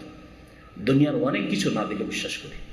এখনই যদি আমাকে বলা হয়, আপনাকে বলা হয় যে আজকে, বিশেষ করে কোনো ডাক্তার যদি বলে, ডাক্তার হাত খান ধরে মিছামিছি যদি বলে, অনেক হাকিম, অনেক ডাক্তার মিছামিছি বলে, হাতটা ধরার পরে যদি বলে যে আপনার কিন্তু স্পন্দন আজকে পালপিটেশন খুব বেশি, আর মনে হচ্ছে যে আপনার হার্টের যে শিরা উপশিরা বন্ধ হইতে যাচ্ছে, আল্লাহ না করে, হ্যাঁ, আর আপনার প্রেশার খুব হাই আজকে, তাহলে সাথে সাথে অর্ধেক রোগী, অর্ধেক মরা, ঠিক না? সাথে সাথে অর্ধেক রোগী সুস্থ, সবকিছুই ঠিক ছিল, কথা বলছিলাম, হ্যাঁ, দুনিয়ার সমস্ত কাজ করছিলাম, কিন্তু ডাক্তারের বলাতে অর্ধেক মরা, বিছানায় গিয়ে শুয়ে পড়বে না সাথে সাথে। আর যদি চেক করার ব্যবস্থা থাকে তাড়াতাড়ি চেক করবে, না হলে হসপিটালে ভর্তি হবে। তাড়াতাড়ি চেক করি, কি জানি বলছে যে 4টার মধ্যে 3টেই বন্ধ, একটা কোন রকম চলছে, যদি বলে দেয়। না দেখে দুনিয়ার সব বিশ্বাস করছেন, আর আল্লাহ পরকাল আখিরাতের ক্ষেত্রে বিশ্বাস করছেন না, কখনো হেদায়েত পাবে না, কখনো হেদায়েত পাবে না। খাশিয়া রহমান বিল গায়ব, পরম করুণাময় আল্লাহ পাককে ভয় করবে, বিল গায়বে, না দেখে। ফাবাশশিরহু বিমাগফিরাহ, এই লোকদেরকে, কোন লোকদেরকে? যেই ব্যক্তি উপদেশকে ফলো করে, মেনে চলে, আর আল্লাহকে না দেখে ভয় করে, সেই ব্যক্তিকে বা এই ধরনের ব্যক্তিকে ফাবাশশিরহু বিমাগফিরাহ, আল্লাহ পাকের মার্জনার সুসংবাদ দিয়ে দাও হে নবী মুহাম্মদ সাল্লাল্লাহু আলাইহি ওয়াসাল্লাম, ওয়া আজরিন কারীম, আর সম্মানজনক পুরস্কারের সুসংবাদ দিয়ে দাও, সম্মানজনক পুরস্কার। আরে আমরা 10, 20, 50 টাকার যদি একটা গিফট পেয়ে যায়, কেউ একটা গুত্রা দিয়ে দিল, অথবা কেউ একটা জুব্বার কাপড় দিয়ে দিল, অথবা আপনাদের এই যে প্রতিযোগিতায় অংশ নিয়েছেন, একটা মোবাইল পেয়েছেন 50 টাকার, খুশির শেষ নাই। কত মনে করছেন যে প্রাইজ পেয়ে গেছি, তাতেই কত খুশি। আর আল্লাহ বলছেন ওয়াজরিন কারীম, তাও রাব্বুল আলামিনের পক্ষ থেকে সম্মানজনক পুরস্কার আল্লাহ পাকের রয়েছে। কার জন্য? যে ব্যক্তি আল্লাহ পাকের উপদেশ, কোরআন হাদিস ফলো করে, মেনে চলে, কোরআন হাদিস মোতাবেক জীবনযাপন করেন, আর না দেখে বিশ্বাস করে। না দেখে কি বিশ্বাস করে? মন গড়া কথা নয়, আল্লাহ পাকের কথা আর তার রাসূল সাল্লাল্লাহু আলাইহি ওয়াসাল্লাম কথা, কোরআন এবং হাদিসে যা বিশ্বাসের সম্পর্কে রয়েছে। ইন্না নাহনু নুহিল মাউতা, নিশ্চয়ই আমি মৃতদেরকে জীবিত করি বা করব, ওয়া নাকতুবু মা কাদ্দামু ওয়া আসারহুম, আর আমি আল্লাহ লিখে রাখি মা কাদ্দামু, ওই সব আমল কর্ম যা অগ্রিম পেশ করেছে, মা কাদ্দামু, যা পেশ করেছে দুনিয়া থেকে, ওয়া আসারহুম, এবং যা কিছু পরবর্তীতে করবে, ও আসার আহম, এবং তাদের পিছনে যা ছেড়ে আস, বলতে পারেন ও আসার আহম, যা কিছু অগ্রিম পেশ করেছে, ও আসার আহম, আর যা পিছনে ছেড়ে এসেছে, এগুলিকে আমি লিখে রাখি। আল্লাহ বলছেন, কাকে দিয়ে লিখে রাখেন? ফেরেশতাদেরকে দিয়ে। হ্যাঁ, কারামান কাতিবিন, সম্মানিত ফেরেশতারা লিখতে থাকেন। ওয়া কুল্লা শাইইন আহসাইনাহু ফি ইমামিন মুবিন, আর প্রত্যেক বিষয়কে আমি রেকর্ড করে রেখেছি ফি ইমামিন মুবিন, সুরক্ষিত কিতাবে, অর্থাৎ লৌহে মাহফুজে। প্রত্যেক বিষয় মানে প্রত্যেক বিষয়ের তাকদীর, ভাগ্য, মানুষের ভাগ্য, রিজিক, হ্যাঁ, বয়স, আয়ু, রিজিকের মধ্যে সবকিছু, হ্যাঁ, আপনার অবস্থান কোথায়, সুস্থ অসুস্থ, মরবেন কোথায়, জন্ম কোথায়, কোন কালে জন্ম, হ্যাঁ, কতদিন আপনি থাকবেন, কতদিন সুখে, কতদিন দুঃখে, কখন সুখ কখন দুঃখ, এছাড়া সমস্ত সৃষ্টি, শুধু মানুষের নয়, সমস্ত মাখলুকাত, কুল্লা শাইইন, আল্লাহ বলেছেন ও কুল্লা শাইইন আহসাইনাহু, এই নয় যে কুল্লা ইনসানিন, প্রত্যেক মানুষ শুধু, আল্লাহ প্রত্যেক সৃষ্টির তকদির, ভাগ্য আহসাইনাহু রেকর্ড করে রেখেছেন, লিপিবদ্ধ করে রেখেছেন। ফি ইমামিম মুবিন মানে ফিল লাউহিল মাহফুজ। হ্যাঁ, ইমাম মানে কিতাব, আর মুবিন মানে সুস্পষ্ট। সুস্পষ্ট কিতাবে মানে লাউহে মাহফুজে আল্লাহ পাক রব্বুল আলামিন তকদির, আসমান জমিন সৃষ্টির কত বছর আগে? 50,000 বছর পূর্বে লিখে রেখেছেন।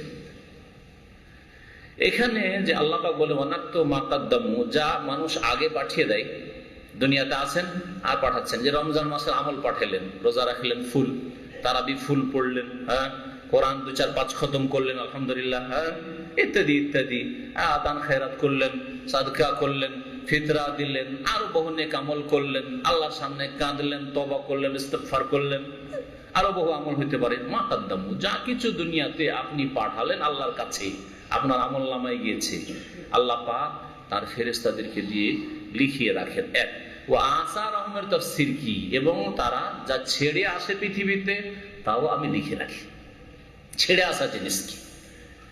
ছেড়ে আসা, মানুষ দুনিয়া থেকে চলে যায়, কিন্তু প্রত্যেক মানুষ হয় ভালো কাজের কিছু কিছু উপায় উপকরণ ছেড়ে আসে, ভালো কাজ হতে থাকে তার মাধ্যমে দুনিয়া থেকে বিদায়ের পরে, মওতের পরে, অথবা খারাপ কাজের কিছু উপায় উপকরণ রিসোর্স ছেড়ে চলে এসছে, যে খারাপ কাজ হইতে, তার কারণে খারাপ কাজগুলি হইতে আছে। এই সবগুলি লিখা হয়, শুধু নেকির ক্ষেত্রে নয়, এটা নেকির ক্ষেত্রে যেমন তেমনি গুনার ক্ষেত্রে। এই জন্য নবী করিম সাল্লাল্লাহু আলাইহি ওয়াসাল্লাম, সহিহ মুসলিম একটি হাদিস রয়েছে, মান সান্না ফিল ইসলামে সুন্নাতান হাসানা, যে ব্যক্তি ইসলামে ভালো কাজ চালু করবে, ভালো বিদাত নাই, এই জন্য বিদাতে হাসানার ভাগ নাই, সুন্নাতান হাসানা বলেছেন নবী সাল্লাল্লাহু আলাইহি ওয়াসাল্লাম। যে বিদাতীরা বলবে বিদাত দুই ভাগে বিভক্ত, বিদাতে হাসানা, বিদাতে সাইয়্যিদ, তাদেরকে বলে যে নবী সাল্লাল্লাহু আলাইহি ওয়াসাল্লাম বিদাতে হাসানা বলেননি, বলেছে মান সান্না ফিল ইসলামে সুন্নাতান হাসানাতান। হ্যাঁ, যেই ব্যক্তি ইসলামে ভালো সুন্নত, ভালো আদর্শ কিছু ছেড়ে আসবে, ভালো আদর্শ ছেড়ে যান। আপনি আদর্শবান মানুষ, নামাজি মানুষ, পরেজগার মানুষ, আপনার স্ত্রী পর্দানাসীন, বোরখা পরতো সারা জীবন ধরে, আপনার ছেলে মেয়েকে ওই রকম করে ছেড়ে আসে। আপনার ছেলেরা নামাজি, মেয়েরাও নামাজি, আপনার স্ত্রী যেমন পর্দানাসীন, আপনার মেয়েকেও পর্দানাসীন করলেন, এমনটা নয় যে আমার স্ত্রীর যুগটা অন্যরকম ছিল সেই জন্য ঠিক আছে বোরখা, কিন্তু আজকাল যুগের সাথে তাল মিলিয়ে চলতে হবে। আমার মেয়েকেও যদি আমার স্ত্রীর মতো অশিক্ষিতা, ওই মাধ্যমিক বা তার নিচে পড়িয়ে রেখে দিই, কলেজ ইউনিভার্সিটি না পড়াই, তো এই মেডিকেলের ডাক্তার কি করে হবে? না, আমার মেয়েকে ডাক্তার করতে হবে। হ্যাঁ, যদি আমার মেয়েকেও যদি রাজনীতিতে না নামাই, আমি ছেলে না নামাই, তাহলে আজকে যে নেতৃত্ব দিচ্ছে, আমার মেয়ে কোনোদিন নেত্রী হইতে পারে। হ্যাঁ, আমার স্ত্রী না হইতে পারে, মূর্খ থেকে গেছে, তাই বলে আমার মেয়েকে মূর্খ রাখবো, তাকে নেতৃত্বে এমপি করবো? তাহলে আপনি সুন্নাতে হাসানা ছেড়ে আসে, সুন্নাতে সাইয়্যিয়া ছাড়লেন, সুন্নাতে সাইয়্যিয়া ছাড়লেন, আপনি খারাপ আদর্শ ছেড়ে গেলেন, এর বোঝা টানতে হবে। আপনার মেয়ে বেহায়া বেপরদা মরে গেছেন, আপনি কি এই বোঝা কিন্তু টানতে হবে এক বাক্যে। আপনার মেয়েরও বোঝা বাড়ছে, গুনাহ আপনারও বোঝা বাড়ছে। হ্যাঁ, আপনার ছেলেরা, আপনি নামাজি ছিলেন, পরেজগার দাড়িওয়ালা, আর আপনার ছেলেরা সব ডাক্তার ইঞ্জিনিয়ার হওয়া মানে আর মুসলমান থাকতে হবে। হ্যাঁ, বড় বড় অফিসার হওয়া মানে আর নামাজি হইতে হবে না। এই যদি হয়ে থাকে তাহলে আপনাকে তাদের বোঝা টানতে হবে, যদি আপনি তাদের ইসলামী তরবিয়তে গাফিলতি করে থাকেন। শর্ত হচ্ছে গাফিলতি করিয়েন না, আপনি আপনার দায়িত্ব ফুল পালন করেছেন, ইসলামী শিক্ষা দিয়েছেন, তারপরে আল্লাহ না করে নূহ আলাইহিস সালামের ওই কেনান ছেলের মতো বিধর্মী আপনার ছেলে হয়ে গেল, তাহলে আপনার দায়িত্ব আপনি পালন করেছেন, সেই জন্য আপনি আল্লাহর কাছে আপনার পাকড়াও হবে না, আর আপনার গুনাহের বোঝা বাড়বে না। কিন্তু যদি দায়িত্বে গাফিলতি করে থাকেন, আপনি ইসলাম জানলেন অনেক, কিন্তু আপনার ছেলে মেয়েকে ইসলাম জানালেন না, আকীদাও জানালেন না, আপনি তাওহীদে বিশ্বাসী, সুন্নতে বিশ্বাসী হয়েছেন, আপনার ছেলেমেয়েরা আবার শিরক বিদআত, কীর্তন্ত, কবর, মাজার পূজায় লেগে গেল, আর এই ক্ষেত্রে আপনার দায়িত্ব ছিল, সেই দায়িত্ব পালন করেননি, আপনি আপনার পর্যন্ত আপনার ইলমকে, জ্ঞানকে সীমিত রেখেছেন, ইসলামী জ্ঞানকে, তাহলে ওয়া আসারহম রেকর্ড হচ্ছে, আপনার মওতের পরে ওগুলো রেকর্ড হইতে আছে, গুনার বোঝা বাড়তে আছে। যত গুনাহ করছে আপনার ছেলেমেয়েরা, সেই গুনাহ ভাগ আপনাকে নিতে হবে। ছেলে মেয়ে ওইরকম যদি নাস্তিক হয়, তাহলে যতই বড় আলেম, আমাদের এলাকায় আলেম ছিল, যে আলেমের ছেলে নাস্তিক, সুবহানাল্লাহ, আলেমের ছেলে স্কুলে হেডমাস্টার, আর নেতা হওয়ার পর, রাজনীতিতে নামার পরে সে নাস্তিক। এই বোঝা টানতে হবে। যদি তরবিয়তে, ইসলামিক লালন পালনে গাফিলতি হয়ে থাকে, না আলেম কিন্তু মাদ্রাসায় পড়াবে না, মাদ্রাসা পড়ে ফকির তৈরি করবে না, এরকম কিছু মৌলভী সাহেবদের ধ্যান ধারণা আছে। আল্লাহ পাক ওই সব মৌলভী সাহেবদেরকে হেদায়েত করে। নিজে যেখান থেকে রুজি, মাদ্রাসা না পড়লে নিজে খেতে পেত না, মাদ্রাসা পড়ে মাদ্রাসায় চাকরি করে, আলিয়া মাদ্রাসায় অথবা কওমি মাদ্রাসায় চাকরি করে, আর ছেলেকে দুটো পয়সা হয়েছে সেজন্য না না আমি নয় ফকিরি বিদ্যা পড়েছি, তাই বলে আমার ছেলেকেও ফকির বানাবো নাকি, না করবো না। ও আসার আহম রেকর্ড হচ্ছে তোমার মতের পরে, তোমার মতের পরে তোমার গুনহার বোঝা বাড়তে আছে। তো এই আয়াত সম্পর্কে যত বলবেন অনেক কিছু বলার রয়েছে। ইন্না নাহনু নুহিল মাউতা, আল্লাহ পাক মৃতদেরকে জীবিত করেন। ওয়া নাকতুবু মা কদ্দামু ওয়া আসারহুম, এবং তারা যা পিছনে ছেড়ে এসেছে তা আমি লিখে থাকি। যেমন আপনার ছেলে মেয়েদের রুজি রোজগারের জন্য আপনি কি ছেড়ে এসেছেন? রুজি রোজগারের জন্য যদি আপনি হালাল কিছু ছেড়ে আসেন, একটা দোকান আছে, দোকানটা হালাল ব্যবসার দোকান, তাহলে তো ভালো কথা, হালাল রুজির ব্যবস্থা রেখেছেন, তাহলে নেকি পাবেন। ছেলে মেয়েদের আপনি রুজি রোজগারের জন্য একটা ভালো জারিয়া রেখে এসছেন, ভালো মাধ্যম রেখে এসছেন, কিন্তু মদের দোকান একটা রেখে একটা লাইসেন্স নিয়ে রেখে এসছেন মদের। সিনেমা হল, বড় বড় মুসলিমরা কিন্তু সিনেমা হলের মালিক আজকাল। হ্যাঁ, সিনেমা হল একটা ছেলে মেয়েদের জন্য ছেড়ে গেছে। আমার এলাকায় এমন এক মুসলিম আছে, হাজি সাহেব, মরে গেছে দুনিয়া থেকে, ওর ছেলে মেয়েদের জমি জায়গায় বিক্রি করে একটা সিনেমা হল করে দিয়ে চলে গেছে, একটা সিনেমা হল করে দিয়ে চলে গেছে। বাস্তব কথা, এগুলো কোন কাল্পনিক কথা নাই, এরকম বহু লোক আছে। হ্যাঁ, আপনি এখান থেকে রুজি রোজগার বেতনের টাকা দিয়ে ছেলে মেয়েদের জন্য ওখানে ব্যবসায় প্রতিষ্ঠান তৈরি করেননি, বরং থাইল্যান্ডে জুয়ার টাকা দিয়ে, ব্লু ফিল্মের সিডির পয়সা দিয়ে, হ্যাঁ, কফিলের চুরি করা পয়সা দিয়ে, এইরকম হারাম পয়সা দিয়ে ওখানে ব্যবসায় প্রতিষ্ঠান বাংলাদেশে তৈরি করতে গেছে। তাহলে আপনার মরে যাওয়ার পরেও গুনার বোঝা বাড়তে আছে, কারণ আপনার ছেলেমেয়েরা আপনার মাধ্যমে হারাম খেতে আছে। ওই হারামের উপর রুজি নির্ভরশীল আপনার ছেলে মেয়েদের। ইন্না নাহনু নুহিল মাউতা ওয়া নাকতুবু মা কদ্দামু ওয়া আসারহুম। হাদিসটা বলছিলাম, নবী সাল্লাল্লাহু আলাইহি ওয়াসাল্লাম বলছেন, মান সান্না ফিল ইসলামে সুন্নাতান হাসানা, ভালো আদর্শ যদি ছেড়ে যেতে পারে, ফালাহু আজরুহা, নিজেও নেকি পাবেন, ওয়া আজরু মান আমিলা বিহা, যত লোক ভালো কাজ করবে আপনার কারণে সমস্তের এক ভাগ আপনি আজর সওয়াব নেকি পেতেই থাকবেন। হ্যাঁ, কারো নেকি কমানো হবে না, ওদেরকে যে আপনাকে দেবেন এটা করবেন আল্লাহ পাক নিজের রহমত থেকে দেবেন। ওমান সান্না ফিল ইসলামে সুন্নাতান সাইয়্যাতান, সুন্নাতান সাইয়্যাতান, বিদআতান সাইয়্যা বলেন নবী সাল্লাল্লাহু আলাইহি ওয়াসাল্লাম।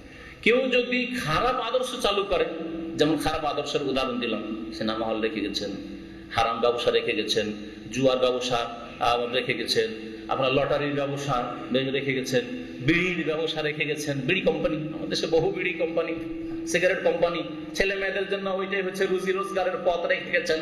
হ্যাঁ, সুন্নাতান সাইয়্যা, ফালাহু বিজরুহা, এই বোঝা তাকেও টানতে হবে, ওয়া বিজরু মান আমিলা, যত লোক এর মাধ্যমে পথভ্রষ্ট হবে, শুধু ব্যবসা বাণিজ্যের ক্ষেত্রে না, রুজি রোজগারের ক্ষেত্রে, আকীদার ক্ষেত্রে। কেউ যদি জাতিকে ভালো হেদায়েত দিয়ে থাকে, তাওহীদ সুন্নতের দাওয়াত দিয়ে থাকে, নেক আমলের দিকে দাওয়াত দিয়ে থাকে, তাহলে তার সওয়াব পেতে থাকবে কিয়ামত পর্যন্ত। যত লোক তাদের মাধ্যমে হেদায়েত হয়েছে, আর যদি খারাপ দিকে, শিরকের দিকে, বিদআতের দিকে আহ্বান করে থাকে, গ্রামে মিলাদ হইতো না, মিলাদ চালু করে গেছে। হ্যাঁ, গ্রামে শবে বরাত হইতো না, শবে বরাত হালুয়া রুটি চালু করে গেছে। হ্যাঁ, গ্রামে কোরআনখানি হইতো না, ওইসব বিদআত চালু করে গেছে। গ্রামে ছিল না কিয়াম চালু করে গেছে। গ্রামে কবরের আজান ছিল না, কবরের আজান চালু করে গেছে। হ্যাঁ, আরো বহু বিদআত, বলেন না, যে কোনো বিদআতের কথা। হ্যাঁ, গ্রামে মাজার ছিল না, মাজার করে গেছে। হ্যাঁ, মাজারটা অনাবাদ হয়েছিল, আবাদ করে গেছে, সাজিয়ে গেছে ভালো করে। মাজারটা কাঁচা ছিল, পাকা করার পরে ওর উপরে একটা গম্বুজ তৈরি করে গেছে। ওমান সান্না ফিল ইসলামে সুন্নাতান সাইয়্যা, যেই ব্যক্তি এই খারাপ কাজগুলিতে, শিরক, বিদআত, কুফরি, হারাম কাজ, নাজায়েজ কাজ, এসবে অংশ নিয়েছে, যতদিন বেঁচে থাকলো তো তার তো বিজরুহা, বোঝা টানলই গুনাহ, বিজরু মান আমিলা, যত লোক এর কারণে গোমরাহ হবে কিয়ামত পর্যন্ত, সবার বোঝা, গুনার বোঝা এক ভাগ করে পেতেই থাকবে। এই জন্য আদম আলাইহিস সালামের ছেলে কাবিল সম্পর্কে কি আছে বলেন, হাদিস জানা আছে কি? দুনিয়াতে কত লোক খুন হচ্ছে, এক এক দিনে হাজার হাজার লোক খুন হচ্ছে সারা পৃথিবীতে, এক এক দিনে। কিয়ামত পর্যন্ত কত লোক মার্ডার হবে, খুন হবে। যত লোক খুন হয়েছে এই কাবিলের পরে, আর বর্তমান হচ্ছে, কিয়ামত পর্যন্ত হবে, সকল খুনের এক ভাগ করে খুনের গুনাহ কাবিলের আমলনামাতে রেকর্ড হচ্ছে। লিআন্নাহু আউয়ালু মান সান্নাল কাতলা, হাদিস আছে যে এক ভাগ তাকে গুনাহ দেওয়া হচ্ছে এই জন্য যে প্রথম এই খুন চালু করেছে এই কাবিল, হাবিল নিজের ভাইকে খুন করে। ওয়া আসারাহুম। নবী সাল্লাল্লাহু আলাইহি ওয়াসাল্লামের আরেকটি হাদিস এই মর্মে উল্লেখ করা জরুরি, সেটা হচ্ছে সহিহ মুসলিমের হাদিস। ওটাও এজা মাতা ইবনু আদম, আদম সন্তান যখন মারা যায়, ইনকাতা আমালু, তখন তার কাজকর্ম আমল বন্ধ হয়ে যায়। ইল্লা মিন সালাসা, তবে 3 রকম নেকি, 3 রকম জারিয়া। সেটা কি? সাদাকাতুন জারিয়া, সাদকা, মরে গেছেন কিন্তু সাদকা জারিয়া, নিজেই সাদকা হয়তো করেছেন কিন্তু সাদকার নেকি চলতি আছে। সাদকা করেছেন, একটা নলকূপ দিয়েছেন মাদ্রাসায়, মসজিদে, গরিবের বাড়িতে, গরিবের একটা বাথরুম তৈরি করে বেইজ্জতি হয়ে মাছতলাতে, পাটের জমিতে, মাঠে ঘাটে তাদের মহিলাদের পায়খানা করতে হচ্ছিল, পেশাব করতে হচ্ছিল, আপনি বাথরুম তৈরি করে দিয়ে গেছেন। বোরখা দিয়ে গেছেন, মরে গেলেন, তারপরে আপনারও বোরখা না হলে গরিব, ওই বোরখা পড়তে পারতো না গরিব মহিলা। এইভাবে যে কোনো দাম ধরেন, যেটা আপনার পরে পিছনে ছেড়ে এসছেন আপনি, সাদাকাতুন জারি, এমন সাদকা যেটা কন্টিনিউ থাকে, কিছুদিন ধরে চলতে পারে। মসজিদ, মাদ্রাসা, ইসলামের দাওয়াতের কাজে খরচ করে গেছেন, দাওয়াতের কাজ চলতে আছে, ইসলামিক লাইব্রেরি তৈরি করেছেন, সাদাকাতুন জারি। আও ইলমিন ইউনতাফাউ বিহি, অথবা এমন কোন বিদ্যা ছেড়েছেন যা দিয়ে মানুষরা লাভবান হচ্ছে। আপনি আপনার গ্রামে এই তৌহিদের এলেম না নিয়ে গেলে কবর মাজার পূজা লোকেরা ছাড়তো না। সহি নামাজ শিক্ষা না নিয়ে গেলে ওই বিদাতি নামাজ, 3 বিদাত দিয়ে নামাজ শুরু করা যা ছিল চালু গ্রামে থাকতো। কিন্তু আপনি আলহামদুলিল্লাহ ওই বিদাতকে উৎখাত করে নামাজের শুরুতে যে ত্রিপুল বিদাত আর শেষে যে বিদাত, কয়েক বিদাত, এই সব বিদাত থেকে মুক্ত করেছেন লোককে। ইলমিন, এমন এক এলম, বিদ্যা ছেড়ে গেছেন যা দিয়ে বেশ কিছু লোকের, অল্পই হোক আর বেশি লোক, যত বেশি লোকের উপকার করতে পারবেন তত বেশি আপনি নেকি মওতের পরেও পেতে থাকবেন। আও ইলমিন ইউনতাফাউ বিহি, এরকম লিখনি হতে পারে, এরকম বক্তব্য হতে পারে, তা দিয়ে নেকি পৌঁছিতে থাকবে। মরে গেছে, নেকি পৌঁছিতে আছে। ইমাম বুখারী রাহমাতুল্লাহ আলাইহি, বুখারীতে নেকি পৌঁছিতে আছে। এই তাফসীর ইবনে কাসির দিয়ে ইমাম ইবনে কাসিরের কাছে নেকি পৌঁছিতেই আছে, ঠিক না? নেকি পৌঁছিতে আছে, অথচ 1200 বছর আগে মারা গেছে, নেকি পৌঁছিতে আছে। এইভাবে যে কোনো ব্যক্তি সম্পর্কে নিতে পারেন সেটা। রাসূলুল্লাহ সাল্লাল্লাহু আলাইহি ওয়াসাল্লামের মাধ্যমে আমরা সকলে হেদায়েত হয়েছি, সকলে হেদায়েত হয়েছে, আমাদের পূর্বপুরুষের সাথে আমরা হেদায়েত হয়েছি। সুতরাং আমাদের যতগুলি নেকির 1 ভাগ করে মুহাম্মদ রাসূলুল্লাহ সাল্লাল্লাহু আলাইহি ওয়াসাল্লাম এমনিতে পেতে আছেন, বকশিতে হবে না, বেদাতীদেরকে বকশাইতে যাবেন না। এই উমরাটা নবীর নামে, এই কুরবানিটা নবীর নামে, এটা কুরবানি আমার, এটা কুরবানি নবীর না, ওই সব বিদাতি তরিকে যাবেন না। এমনিতে আপনি যখন কুরবানি করেছেন, কুরবানির শিক্ষা কোথায় পেলেন? মুহাম্মদ রাসূলুল্লাহ সাল্লাল্লাহু আলাইহি ওয়াসাল্লামের কাছে। সুতরাং আপনার 10টা কুরবানি, 10টা নেকি নবী সাল্লাল্লাহু আলাইহি ওয়াসাল্লাম বলতে হবে না যে আমি বকশাইলাম। আপনি যে কোরআন খতম করলেন, কোথায় শিখলেন? শুধু আপনার 10 খতম নবী সাল্লাল্লাহু আলাইহি ওয়াসাল্লাম এমনিতে পাচ্ছেন, আপনিও পাচ্ছেন, তিনিও পাচ্ছেন। জি, কারণ সুন্নাতে হাসানা তিনি ছেড়ে গেছেন সাল্লাল্লাহু আলাইহি ওয়াসাল্লাম। আর কি? আওয়ালাদিন সালিহিন, নেক সন্তান যদি ছেড়ে যান, তাহলে বোঝা গেল শুধু সন্তান জন্মে দিয়ে ডাক্তার ইঞ্জিনিয়ার করে দিলেন আর ইউরোপ আমেরিকা পাঠিয়ে দিয়ে অমুক ইউনিভার্সিটিতে আমার ছেলে পড়াশোনা করে, বৈজ্ঞানিক হতে যাচ্ছে, কোনো ফায়দা নেই, আখিরাতে কিছুই পাবেন না। কখন পাবেন? ওয়ালাদিন সালিহিন, নেক সন্তান যদি হয়, আর আপনার জন্য এই নেক সন্তানই দোয়া করবে। বেদিন সন্তান কখনো আপনার জন্য দোয়া করবে না, আর দোয়া করলে তার দোয়া কবুল হবে না, তার দোয়া কবুল হবে না। সুতরাং নেক সন্তান তৈরি করে যেতে হবে। নেক সন্তানটা ওয়া আসারাহুম, নাতো মা কদ্দামু ওয়া আসারাহুম, পিছনে ছেড়ে গেছেন আপনার নেক সন্তান। এই নেক সন্তান যত দোয়া করছে, দোয়াতে আপনার ফায়দা হচ্ছে, আল্লাহ পাক তা রেকর্ড করছেন। তাই আল্লাহ বলেন ওয়া নাতো মা কদ্দামু ওয়া আসারাহুম। ওয়া আসারাহুমের আরেকটা তাফসীর, সেটা হচ্ছে মানুষের পদাঙ্ক, পায়ের নিশানা, আল্লাহ এটাও লিখেন। নেকির কাজে আপনি যে হেঁটে আসবেন, যে কোনো নেকির কাজে, নেকির কাজে যদি হেঁটে আসেন, কদমে কদমে আল্লাহ পাক নেকি লিখছেন। নাত্তু মা কাদ্দামু আসারাহুম মানে খোতাহুম, পায়ের দাগগুলি, পায়ের নিশানাগুলি, পদাঙ্কগুলিকে লেখা হয়। এর প্রমাণ সহিহ বুখারীতে একটি হাদিস রয়েছে, এই দ্বিতীয় তাফসীরের। আর দুটোই ঠিক আছে, প্রথম তাফসীর আপন জায়গায় ঠিক, আর এই তাফসীরও ঠিক। বানু সালমা গোত্র কিবলাতুল মসজিদের আশেপাশে ওইদিকে বসবাস করত। যখন তারা দেখলেন যে মসজিদ নবী রাসূলুল্লাহ সাল্লাল্লাহু আলাইহি ওয়াসাল্লাম তৈরি করলেন, আর মসজিদ নবীর আশেপাশে বেশ কিছু জায়গা ভিটে মাটি খালি আছে, তখন তাদের আন্তরিক ইচ্ছা হলো যে আমরা কিবলাতুল মসজিদে এত দূরে কেন থাকি, আর ওখানে কেন নামাজ পড়ি, মাঝে মধ্যে নবীর পিছনে আসতে পারছি, আমরা বাড়ি ঘর নিয়ে এইদিকে চলে আসি, মসজিদের আশেপাশে বাড়ি বেঁধে নেবো, 5 ওয়াক্ত নামাজ মসজিদ নবীতে পড়বো। নবী সাল্লাল্লাহু আলাইহি ওয়াসাল্লাম জানতে পারলেন, তখন বললেন না, এই কাজ তোমরা করিও না, ওখানে থাকো, আর ওখান থেকে তোমরা চেষ্টা করো যে হেঁটে এসে আমার পিছনে নামাজ পড়ে। আর যত বেশি কদম করে, মানে পায়ে হেঁটে এসে যত বেশি কদম বাড়বে, কদম্ব বাড়বে, তত বেশি তোমাদের নেকি বাড়বে। এই মর্মে নবী সাল্লাল্লাহু আলাইহি ওয়াসাল্লাম দুটো বাক্য বলেছিলেন, একটাই বাক্য দুবার রিপিট করেছিলেন, দেয়ারকুম তুকতাবু আসারকুম, দেয়ারকুম তুকতাবু আসারকুম।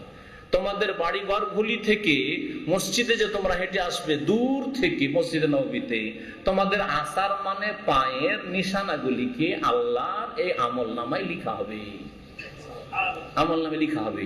যে 500 কদম হেঁটে এসছে, 2000 কদম হেঁটে এসছে, আর যে মসজিদের বিল্ডিং এ থাকে, আর মসজিদ থেকে নেমে ধাই করে এসে মসজিদে হাজির হয়ে গেল আউয়াল কাতারে, আর একটা লোক 5 মিনিট 7 মিনিট হেঁটে আসে, অনেক নেকির তারতম্য হয়ে যাবে, অনেক নেকির পার্থক্য হয়ে যাবে। তো আসারম আল্লাহ পাক বলছেন যে আমি লিখে রাখি যা তারা আগে পাঠিয়েছে, মানে জীবদ্দশায় নেক আমল পাঠিয়েছে, ও আসারহম, এবং তাদের পায়ের নিশানাগুলিও লিখে রাখি। শুধু নামাজের ক্ষেত্রে নয়, বরং দিনের ক্ষেত্রে। নামাজ হচ্ছে আমল, এলেম শিখা, ওর গুরুত্ব আরো বেশি। এই জন্য হাদিসে এই কথা নেই যে নামাজির পায়ের তলায় ফেরেশতা ডানা বিছায়, আছে কি? নামাজি নামাজ পড়তে যখন মসজিদে আসে তখন ফেরেশতা ডানা বিছায়, এরকম হাদিস আছে? কিন্তু হাদিস আছে যে এলেম শিখার জন্য, কোরআন এবং হাদিসের জ্ঞান হাসিল করার জন্য কেউ যদি হেঁটে আসে, তাহলে তালেবুল ইলমের পায়ের তলায় ফেরেশতা শ্রদ্ধার ডানা বিছিয়ে দেন। আছে না নেই? ওয়াইন্নাল মালাইকাতা লাতাদাউ আজনিহাতাহা রিযাল লিতালিবিল ইলমি বিমা ইয়াসনাউ। ওয়াইন্নাল মালাইকা, ফেরেশতাগণ, মালাইকা, লাতাদাউ আজনিহাতাহা, জানাহ মানে হচ্ছে ডানা, পাখা, পাখাগুলিকে, ডানাগুলিকে শ্রদ্ধার সাথে বিছিয়ে দেন ফেরেশতারা। রিযাল লিতালিবিল ইলমি, তালিবুল ইলম, যে ইলম তলব করার জন্য, কোরআনের তাফসীর শেখার জন্য, হাদিসের অর্থ বোঝার জন্য, সহি আকীদা শিখার জন্য, ইসলামিক সেন্টারে হোক অথবা সহি আকীদার মাদ্রাসায় হোক, যে কোনো জায়গায় হোক, কোনো ঘরে, কোনো বিল্ডিং এ হোক, কিন্তু সহি কথা শিখতে হবে। যদি হেঁটে যাই তাহলে পায়ের তলায় ফেরেশতারা পর ডানা বিছিয়ে দেন, রেজান বিমা ইয়াসনাউ, যা করছে তালেবে ইলম, ইলম সন্ধানকারী, তার উপর সন্তুষ্ট হয়ে। কত শ্রদ্ধা সম্মান! তাহলে কদমে কদমে নেকি লিখা হবে না? যাদের পায়ের তলে ফেরেশতা পর ডানা বিছিয়ে দেন, তাদের কদমগুলি লিখা হবে না? অবশ্যই লিখা হবে। সুতরাং আপনার নেকি থেকে মাহরুম নন, বরং ইনশাআল্লাহ তাআলা আপনাদের সকলকে নেকি দিবেন।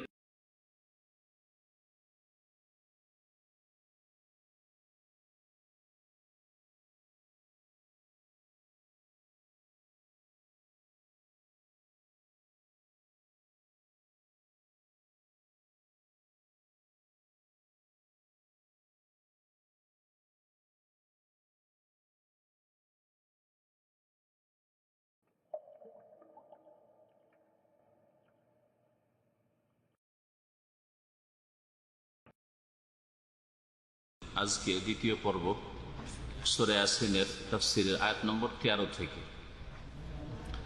আল্লাহ পাক রব্বুল আলামিন এই আয়াতে এমন একটি গ্রাম বা শহর বা এলাকার কথা উল্লেখ করেছেন, যে এলাকায় আল্লাহ পাক প্রথম 2 জন রাসূল পাঠিয়েছিলেন, তাদেরকে অস্বীকার করেছিল, তৃতীয় রাসূল পাঠিয়েছিলেন।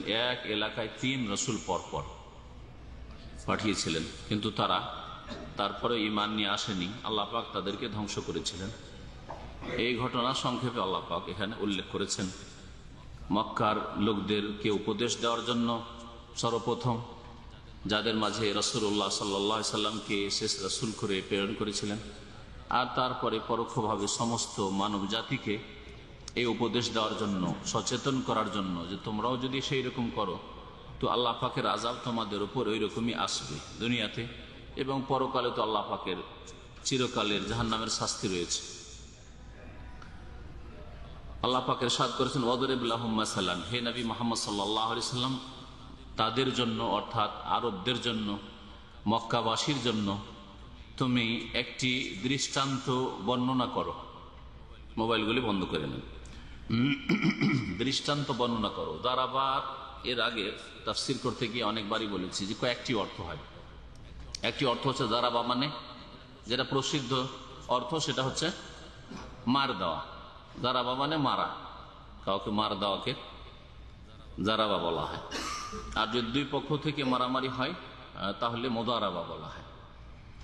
তো দারাবা এদেরও মানে মারা, এটা হচ্ছে প্রসিদ্ধ অর্থ। আর দারাবার দ্বিতীয় অর্থ হচ্ছে বর্ণনা করা। দারাবা মানে হচ্ছে বর্ণনা। দারাবা আল্লাহ মাসালান, আল্লাহ পাক দৃষ্টান্ত বর্ণনা করেছেন কোরআন কারীমে। এই অর্থে অনেকগুলি আয়াত উল্লেখিত হয়েছে। তৃতীয় অর্থ হচ্ছে দারাবা মানে ভ্রমণ করা, সফর করা। ইয়া আইয়ুহাল্লাযীনা আমানু ইযা দারাবতুম ফি সাবিলিল্লাহ, তোমরা যখন আল্লাহ রাস্তায় ভ্রমণ করবে, সফর করবে, অর্থাৎ জিহাদের সফর নবী করিম সাল্লাল্লাহু আলাইহি ওয়াসাল্লামের সাহাবায়ে কেরামগণ যে করতেন তাদের সম্পর্কে বলা হয়েছে।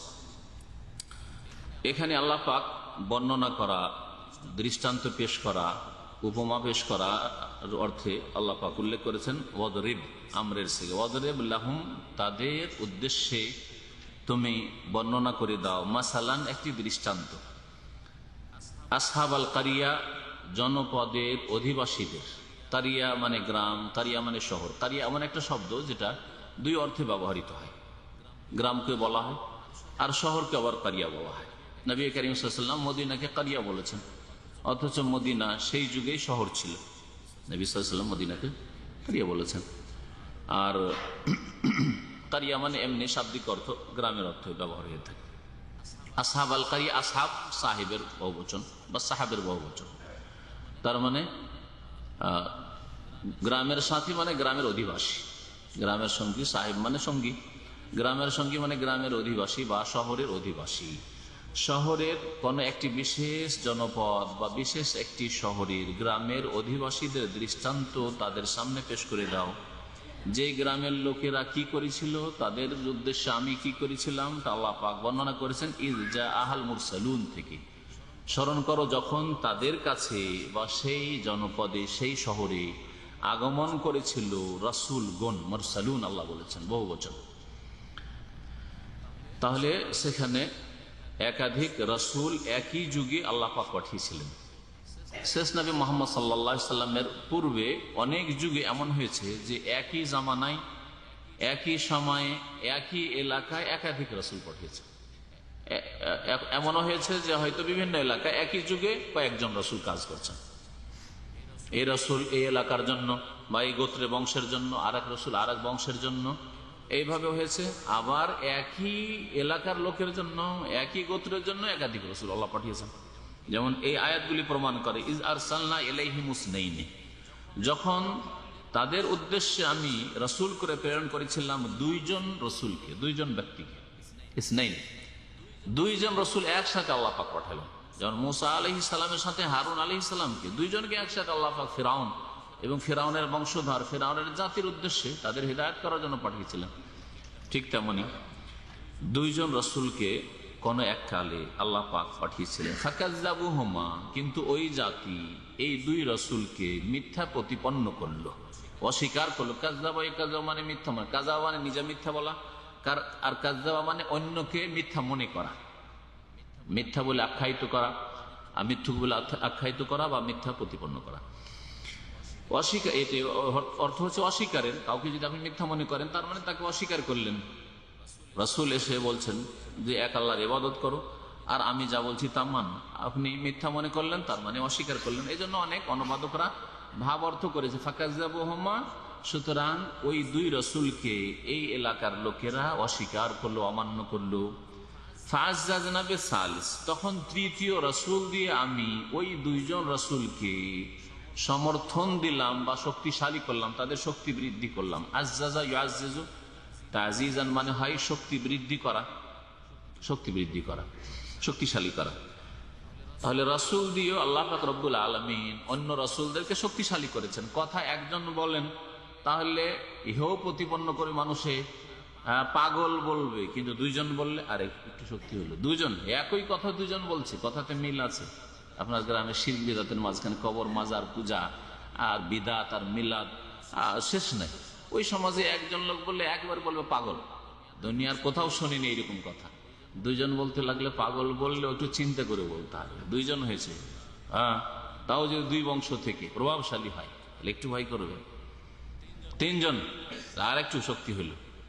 এই জন্য বলি যে আপনারা প্রথমে ছোটখাটো মাসলা না তুললে একটু শক্তি অর্জন করেন, শক্তি অর্জন করেন, লোক তৈরি করেন, ছোটখাটো মাসলায় না ঢুকে বড় বড় রোগের চিকিৎসা করেন, আর ছোট মাসলাগুলিকে, সবগুলি মাসলা দিনের বড় ছোট নাই, কিন্তু কিছু আছে সুন্নাত, কিছু আছে মুস্তাহাব জিনিস, কিছু আছে আকীদার বিষয়, কিছু আছে আমলের বিষয়, কিছু আছে ফিকহের মাসলা মাসাইল, জায়েজ না জায়েজের ব্যাপার আছে। কিন্তু আকীদা নষ্ট হয়ে ঈমান কুফরের বিষয় না যে এগুলি না মানলে একবারে কাফের হয়ে যাবে, তবে সুন্নাত ছাড়লে নেকি কম হবে, সুন্নাত ত্যাগ করলো, অনুত্তম কাজ করলো, সাগীরা গুনাহ করলো হয়তো, এরকম বিষয় রয়েছে। সুতরাং ওইসব মাসলাই না পড়ে আকীদার সংশোধন করে, আর আকীদার ওপর অনেকে একমত হবে, হয়তো দু চারটা মাসলা একমত হইতে পারছে না ফিকহের মাসলা মাসাইলে অথবা সুন্নতের ব্যাপারে, কিন্তু আকীদায় হতে একমত আপনার সাথে, তাদের কাছ থেকে আপনি সহযোগিতা নেন। আল্লাহ পাক রব্বুল আলামিন তৃতীয় রসুল দিয়েও ফাআজ্জাজনা বিসালিস শক্তিশালী করলেন আগের প্রেরিত 2 রসুলকে। একসাথে একই এলাকায় 3 রসুল আল্লাহ পাঠালেন। ফাকালু, অতঃপর এই 3 রসুল একসাথে হয়ে বললেন, ইন্না ইলাইকুম মুরসালুন, নিশ্চয়ই আমরা তোমাদের উদ্দেশ্যে প্রেরিত হয়েছি, তোমাদের জন্য আল্লাহ পাক আমাদেরকে পাঠিয়েছেন রাসূল করে। এই রাসূলগণ তারা কে ছিলেন আর কোন এলাকায় ছিলেন, এই নিয়ে তাফসীরকারদের দ্বিমত রয়েছে বড়, আর কোনটাই সহিহ সনদ দ্বারা, কোন সহিহ হাদিস দ্বারা প্রমাণিত নয়। শহর সম্পর্কে একদল বলেছে আন্তাকিয়া নামক এক এলাকা ছিল, শহর ছিল, সেখানে পাঠানো হয়েছে, কিন্তু সহিহ সনদ দ্বারা তা প্রমাণিত নয়। আর স্থান যে কোনো স্থান হোক, আল্লাহ পাকের জমিনে কোনো এক এলাকা পাঠিয়েছেন, আল্লাহ পাকের কাছে কোনো স্থান গুরুত্ব রাখে না বলে আল্লাহ পাক স্থানের কথা উল্লেখ করেনি। যদি গুরুত্বপূর্ণ বিষয় হতো, স্থানের মাধ্যমে আমাদের বিশেষ কোনো হেদায়েত থাকতো, তাহলে আল্লাহ পাক ওই এলাকার নাম উল্লেখ করতেন। এই রাসূলগণকে যদি ইন্ডিয়াও পাঠিয়ে থাকে, জাপানেও পাঠিয়ে থাকে, আল্লাহ পাক যদি চীনেও পাঠিয়ে থাকেন, অথবা প্যালেস্টাইনে পাঠিয়ে থাকেন, ইরাকে পাঠিয়ে থাকেন, অথবা দামেস্কে পাঠিয়ে থাকেন, তুরস্কে পাঠিয়ে থাকেন, পার্থক্য আছে কিছু? তাদের উদ্দেশ্য কি ছিল, কি জন্য এসেছিলেন, আর মেনেছিল না মানেনি, পরিণাম কি ছিল, এটা হচ্ছে আসল বিষয়, যেখান থেকে আমাদের উপদেশ নিতে হবে, যে এলাকায় পাঠানো হোক না কেন। সুতরাং স্থানের বিষয়টি বড় বিষয় না, আর এগুলোর এই সব তাফসীরের কথার পিছনে পড়ার কোনো ফায়দা নেই। কোন এলাকা জানতে হবে, কোন এলাকায় নবীগণ এসেছিলেন। আর একটি বিষয় যেটা দ্বিমতের বিষয়, সেটা হচ্ছে এই রাসূলগণ আল্লাহ পাকের রাসূল ছিলেন না আর কিছু। আল্লাহ পাকের আর কিছু বলতে একদল তাফসীরকার বলেছেন এরা 3 জন রাসূল ছিলেন না, আল্লাহ পাকের নবী ছিলেন না, বরং রাসূলের আর একটা অর্থ হচ্ছে দূত। আর এক ব্যক্তির দূত আর অন্য একাধিক ব্যক্তি হতে পারে, এক ব্যক্তি অথবা একাধিক ব্যক্তি হতে পারে। যেমন আজকালকার রাষ্ট্রদূত, সরকারের পক্ষ থেকে বিভিন্ন দেশে রাষ্ট্রদূত পাঠানো আছে, বলছে না রাষ্ট্রদূত, আরবিতেও কিন্তু বলা হয় দূতকে বলা হয় রাসূল। হ্যাঁ, যে কোনো বার্তা নিয়ে যাচ্ছে কোনো জায়গায়, তাকে রাসূল বলা হয়। তো একদল তাফসীরকারগণ বলেছেন যে ঈসা আলাইহিস সালাম তখনকার যুগের রাসূল ছিলেন, যার কাছে আল্লাহ পাক ইনজিল নাযিল করেছেন। আর ঈসা আলাইহিস সালামের কিছু হাওয়ারি, মানে ঘনিষ্ঠ সহযোগী যারা, যেমন নবী সাল্লাল্লাহু আলাইহি সাল্লামের সাহাবায়ে কেরামগণ, সাহাবা, তারা দ্বীনের দাওয়াতের কাজ বিভিন্ন এলাকায় গিয়েছেন। ঈসা আলাইহিস সালামের হাওয়ারি যারা ঘনিষ্ঠ সঙ্গী সাথী, তাদেরকে হাওয়ারি বলা হয়েছে কোরআন কারীমের ভাষায়। এই হাওয়ারিদেরকে বিভিন্ন এলাকায় দ্বীনের দাওয়াত দেওয়ার জন্য, প্রচার করার জন্য তিনি পাঠিয়েছিলেন। তো একদল তাফসীরকার বলছেন যে এরা আল্লাহ পাকের রাসূল ছিলেন না, বরং ঈসা আলাইহিস সালামের প্রেরিত দূত ছিলেন। ঈসা আলাইহিস সালামের পক্ষ থেকে দ্বীনের মুবাল্লিগ, দায়ী ছিলেন। প্রথম 2 জন পাঠালেন ঈসা আলাইহিস সালাম, তারপরে তাদেরই যখন অমান্য করলো, তৃতীয় ব্যক্তিকে পাঠালেন। কিন্তু কোরআনের বাকভঙ্গিমা, কোরআনের ভাষা, আল্লাহ পাকের কালাম এর সমর্থন করে না। আল্লাহ বলছেন ইজ আরসালনা, আমি পাঠালাম। যদি ঈসা আলাইহিস সালাম পাঠাতেন, তাহলে অন্য কোনো ভাষায় আল্লাহ পাক ব্যক্ত করতেন, যাতে একটু বোঝা যেত যে না, আল্লাহ পাকের পক্ষ থেকে এরা প্রেরিত ছিল না, বরং ঈসা আলাইহিস সালামের পক্ষ থেকে প্রেরিত ছিল, তাই না? এই জন্য এই মতটি দুর্বল। তাহলে আরেকটি মত কি থাকলো, যে এরা আল্লাহ পাকের প্রেরিত রাসূল ছিলেন। কালু, জাতিরা কি বলল? 3 জন রাসূল একই কথা বলছে, তারপর বিশ্বাস। মানব জাতিকে শয়তান কিভাবে গুমরাহ করেছে! আল্লাহ পাকের কথা, আখিরাতের কথা, গায়বের কথা, জাহান্নামের কথা, জান্নাতের কথা 3 জন রাসূল বলছেন, হাজার হাজার লক্ষ লক্ষ আল্লাহ পাকের নেক বান্দারা বলছেন, অধিকাংশ মানুষ বিশ্বাস করেন। এমনকি জন্মগত অনেক মুসলিম বিশ্বাস করেন।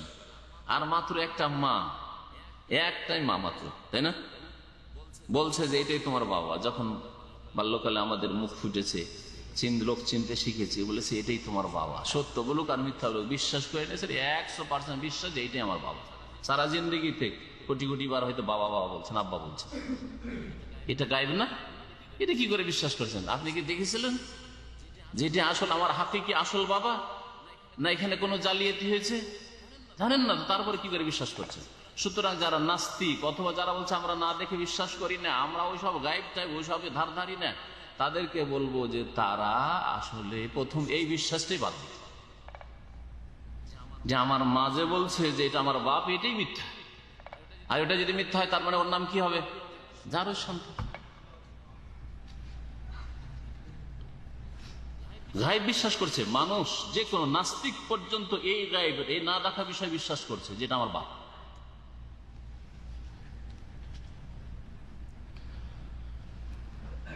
আল্লাহ পাক রব্বুল আলামিন ইরশাদ করছেন যে ওই এলাকার লোকেরা বলল, কালু মা আনতুম ইল্লা বাশারুন মিসলুনা, তোমরা তো আমাদের মতোই মানুষ। মা আনতুম, তোমরা তো কিছু নও, ইল্লা বাশারুন মিসলুনা, একমাত্র আমাদের মতোই মানুষ। এটা হচ্ছে শাব্দিক অর্থ, তোমরা আমাদের মতো মানুষ ছাড়া আর কিছু নও। কি করে তোমাদেরকে রাসূল মানবো? তোমরা আমাদের মতো মানুষ, আমাদের মতোই খাও, আমাদের মতোই পানির প্রয়োজন হয়, আমাদের মতোই তোমাদের পেশাব পায়খানা করতে হয়, আমাদের মতোই তোমরা চলাফেরা করো, আমাদের মতোই তোমরা ক্লান্ত, আমাদের মতোই তোমরা দেখি ঘুমাও, তা তোমাদেরকে কেউ রাসূল মনে করবে? হ্যাঁ, তাহলে জাহেলি যুগে কাফের মুশরিকরা, প্রত্যেকটি জাহেলি যুগে কাফের মুশরিকরা নবী রাসূলগণকে অবিশ্বাস করেছে কি অজুহাতে? হ্যাঁ, যে আমাদের মতো মানুষ কেন?